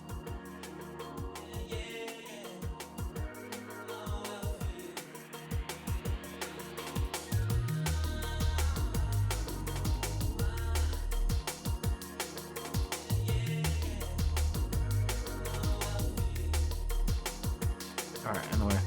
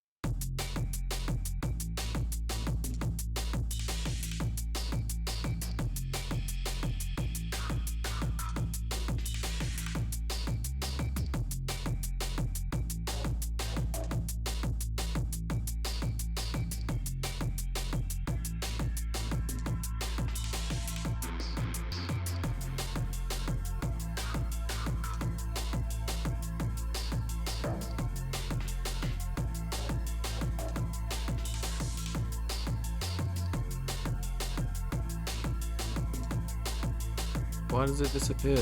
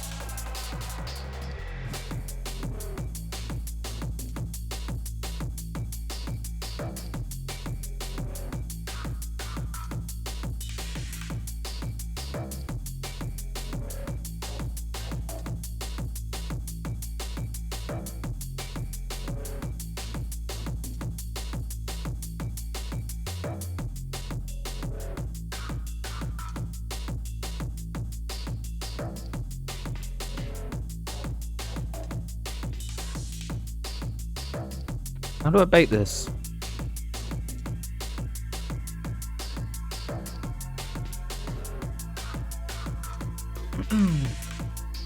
How to bake textures.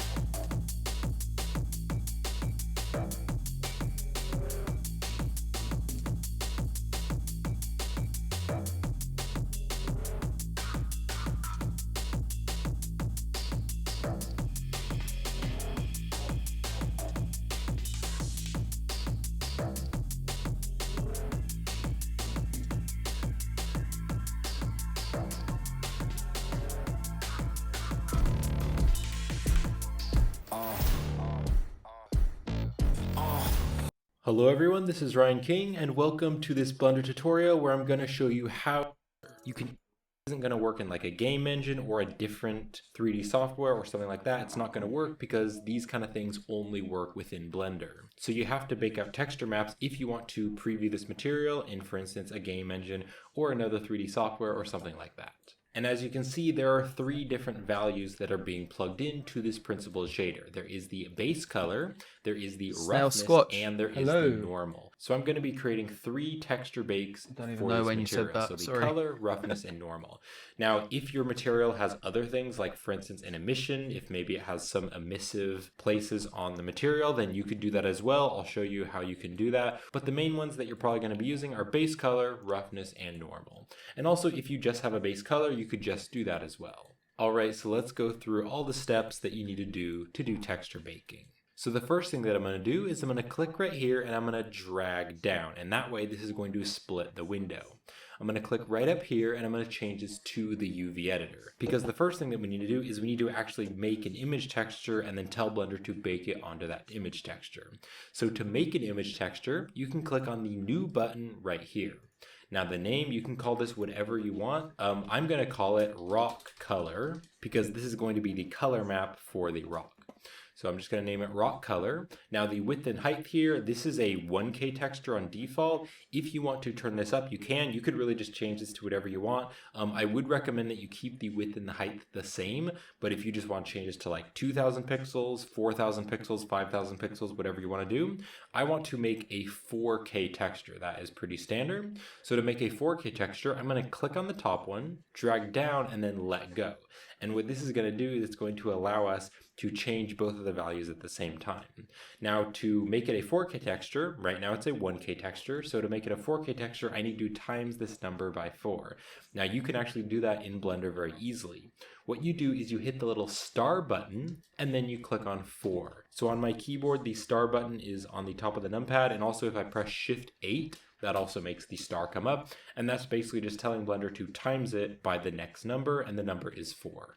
So I'll hit enter, and that is the resolution of a 4K texture, a square 4K texture. So if you want a 4K texture, you could just type in 4096 by 4096, or you could just type in anything that you want, or you could also like look online and find some texture resolutions. So if you want like a 2K texture, whatever you want to do, you can just look those up. But if it doesn't matter to you, then it's totally fine. You can do whatever you want. You could just type in 4000 pixels by 4000 pixels, but I want a 4K texture, so I'm going to type in 4096 by 4096.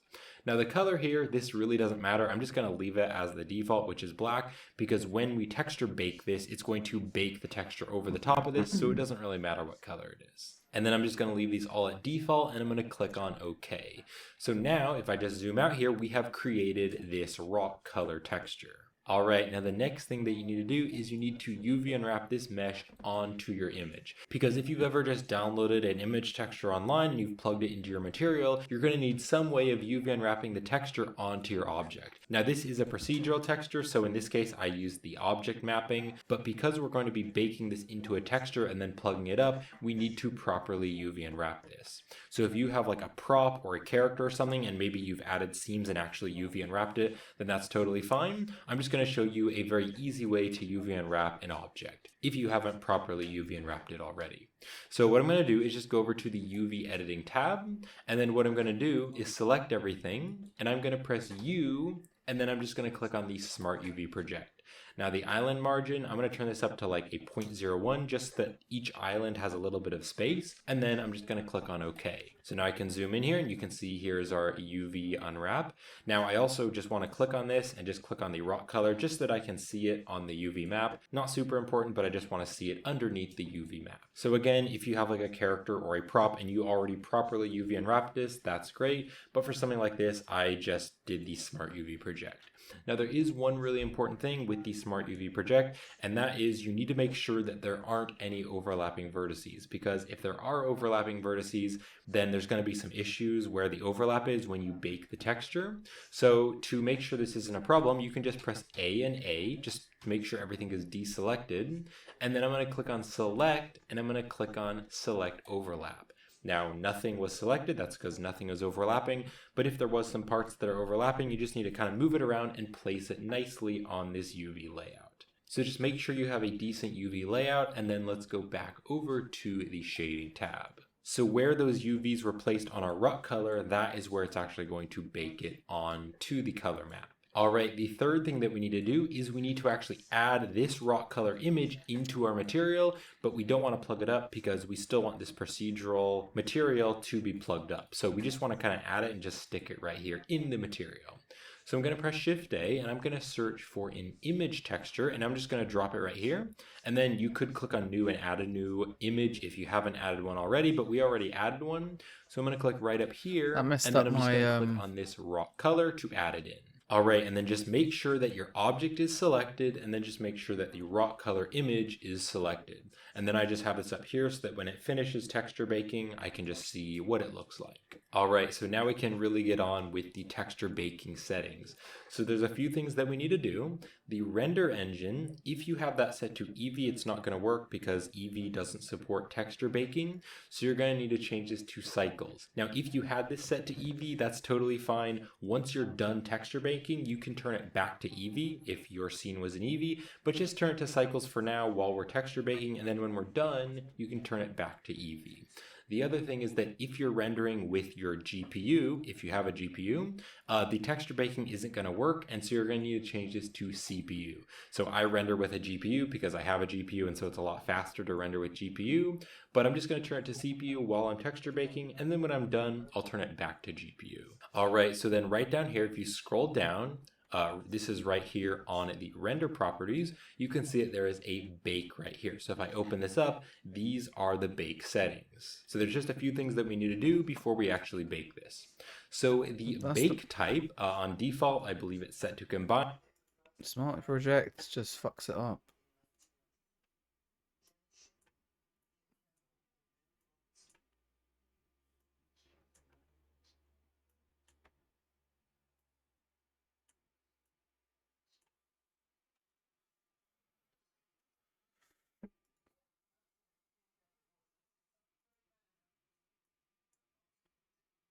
It fucks it up, man.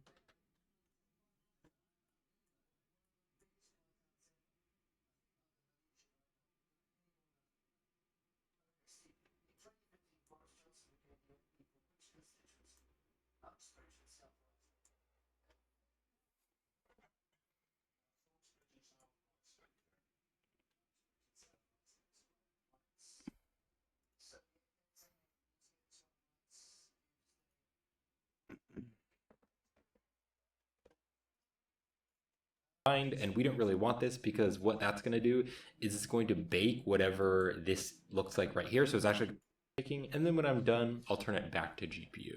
All right, so then right down here, if you scroll down, this is right here on the render properties, you can see that there is a bake right here. So if I open this up, these are the bake settings. So there's just a few things that we need to do before we actually bake this. So the bake type on default, I believe it's set to combined, and we don't really want this because what that's going to do is it's going to bake whatever this looks like right here. So it's actually going to like bake all the lighting and everything. Now we don't actually want it to bake the lighting. We just want to bake the color, the roughness, and the normal. And that way, when you add this into like a game engine or use it on a different 3D software or whatever you do, it'll actually interact with the lighting. Because if we bake it with combined, it's just going to bake all the lighting here, like bake the shadows and everything like that. And in this case, we don't want that. There may be cases where you would want that, but I do not want that. So instead of combined, I want to change this to diffuse. Now diffuse is the same as color. So diffuse and color, they're pretty much the same thing. We're going to bake the color. So basically what's ever going into the color, if I have the Node Wrangler add-on turned on. So if I just Control Shift and click on this and then go into the material preview, basically that's what we want to bake because that is the color map. So it's going to create a bake of that, and then we can just plug it in instead of using all these procedural nodes. Now the other thing here is this influence. There's this direct and indirect. We want to turn these off because again, it's going to do the same thing where it's going to like bake the lighting, and that's not what we want. We just want it to bake the color. So I'm going to set this to diffuse and then set that to color. Now before you click on bake, it's a really good idea to go file and just click on save again because sometimes Blender can crash, so just make sure you save this.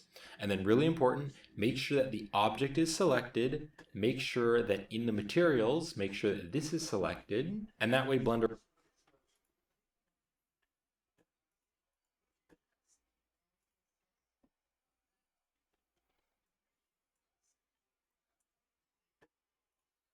will know what image to bake to because you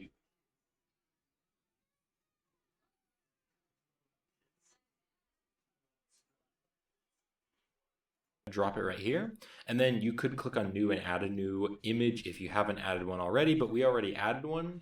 So I'm going to click right up here, and then I'm just going to click on this rock color to add it in. All right, and then just make sure that your object is selected, and then just make sure that the rock color image is selected.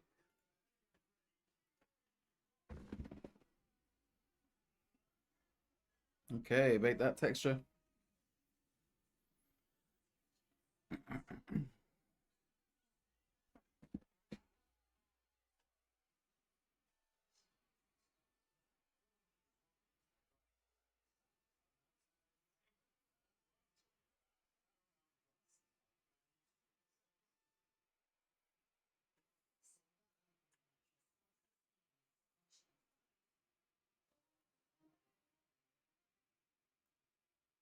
Yeah, it worked.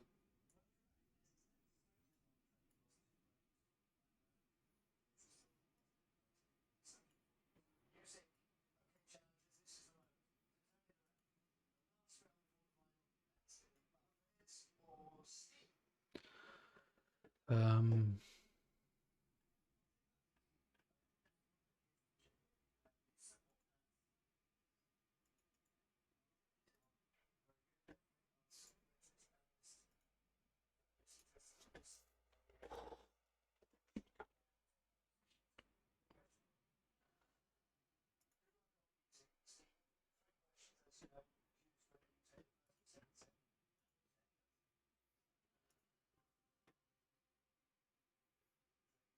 Dream.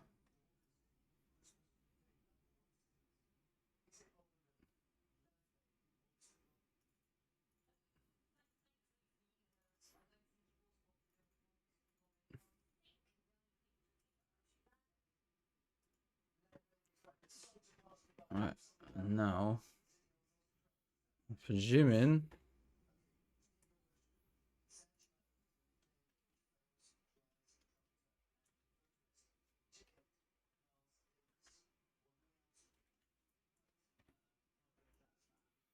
I can just do file export FBX, copy bit textures.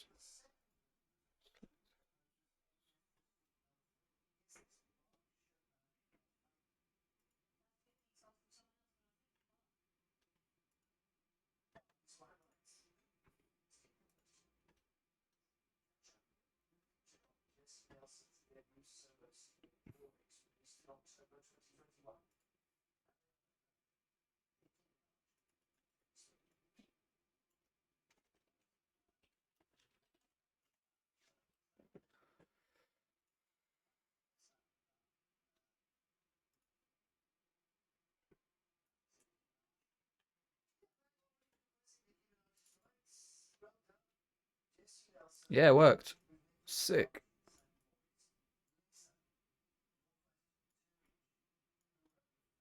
I'm so glad that worked.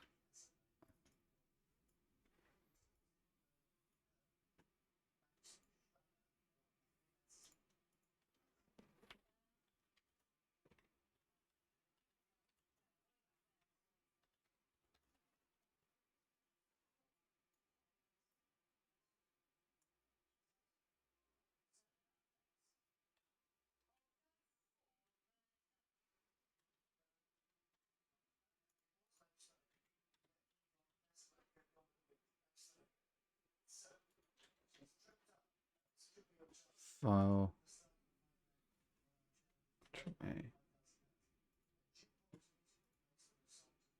FBX.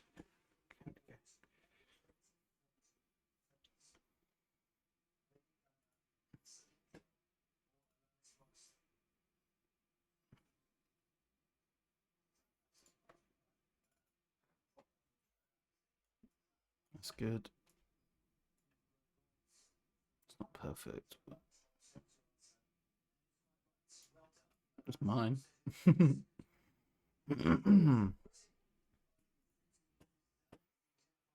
Okay. Suppose I could just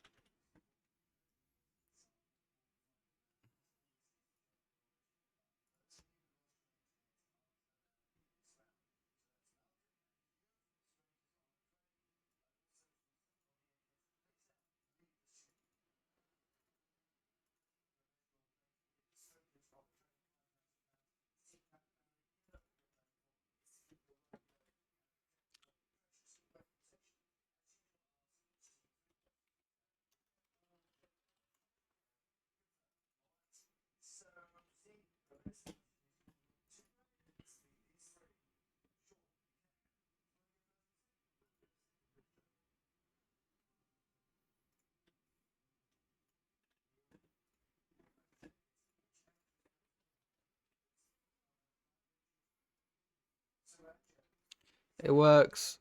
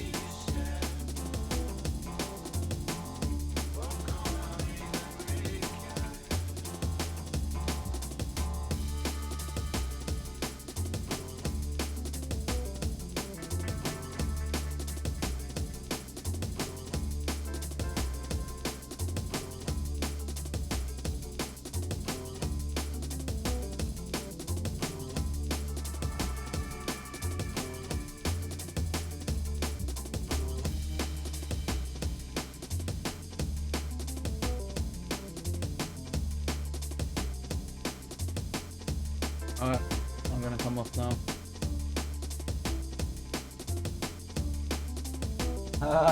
Aaron. Yeah. Krampus.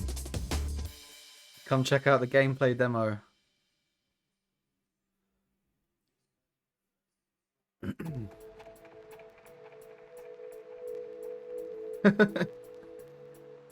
I'm gonna get loads of I made this Santa model. Let me show you. This is the candy cane I made.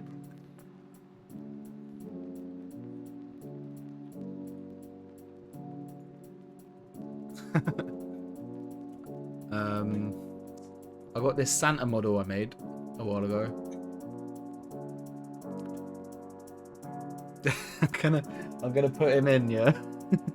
Aaron. I think the idea is gonna be you are Krampus and you gotta chase all these Santa Clauses. Look at this Santa I made.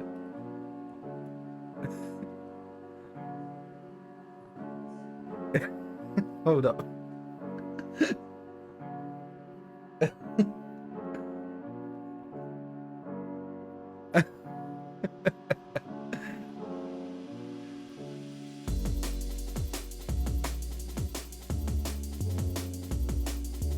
I'll put it.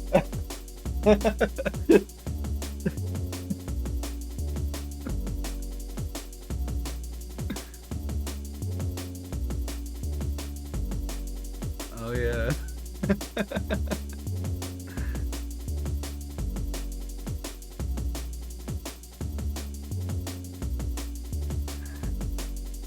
I made this in Blender though. This isn't a game engine, so you can't actually like walk around this.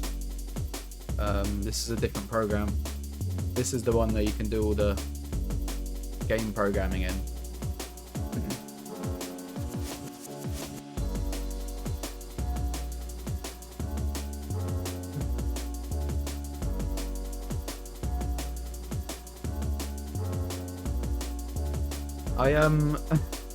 I modelled the face off of Jeremy Corbyn as well. You probably can't see it, but that's supposed to be Jeremy Corbyn.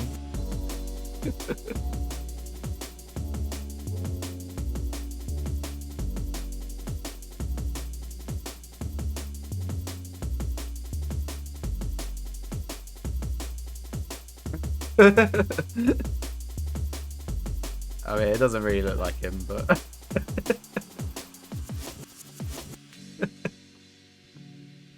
Kinda does.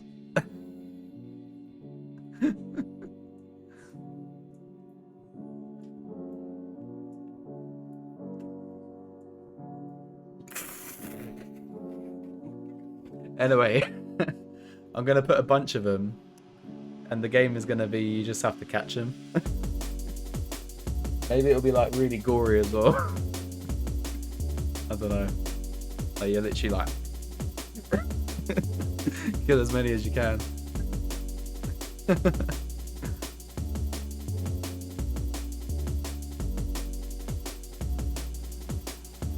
That's one of the levels. I started this one today.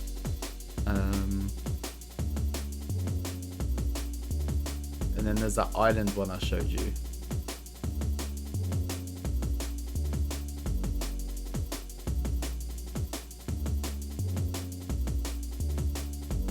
Yeah, of course, man. You can beta test it. Yeah, this is the island one. And I'll have loads of bikini babes. But they'll be like, have like man heads, I don't know.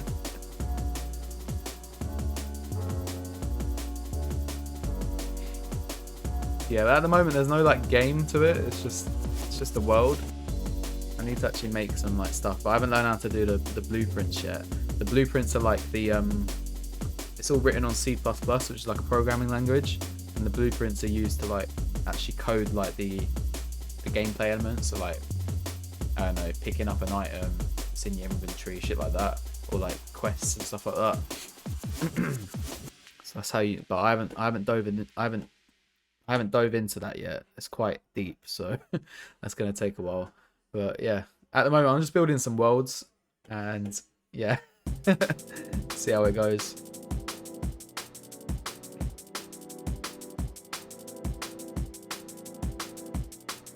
Oh, I think I deleted the bikini girl, but just from the engine. I've still got her, but yeah.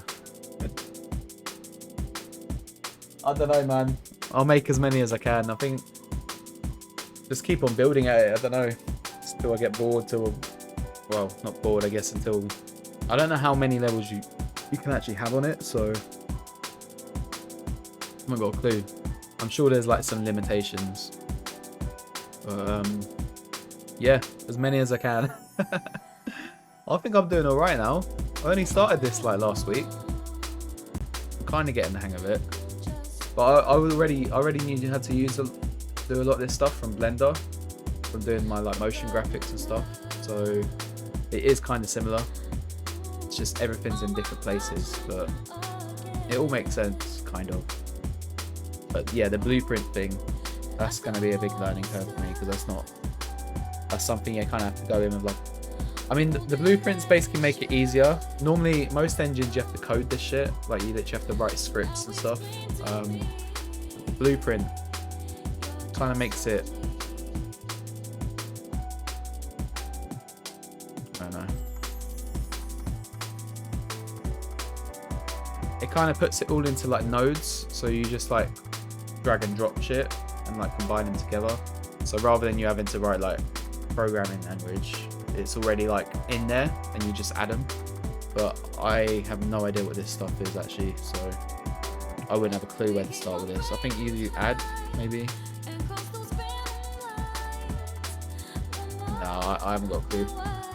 I don't know, I'll work this stuff out later. Yeah.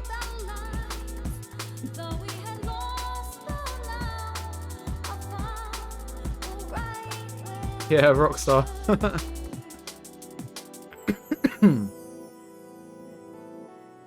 This will be on PS Plus.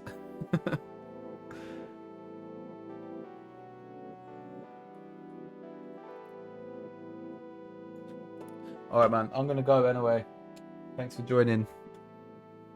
I've been doing this for a while now, so take it easy, man. See ya.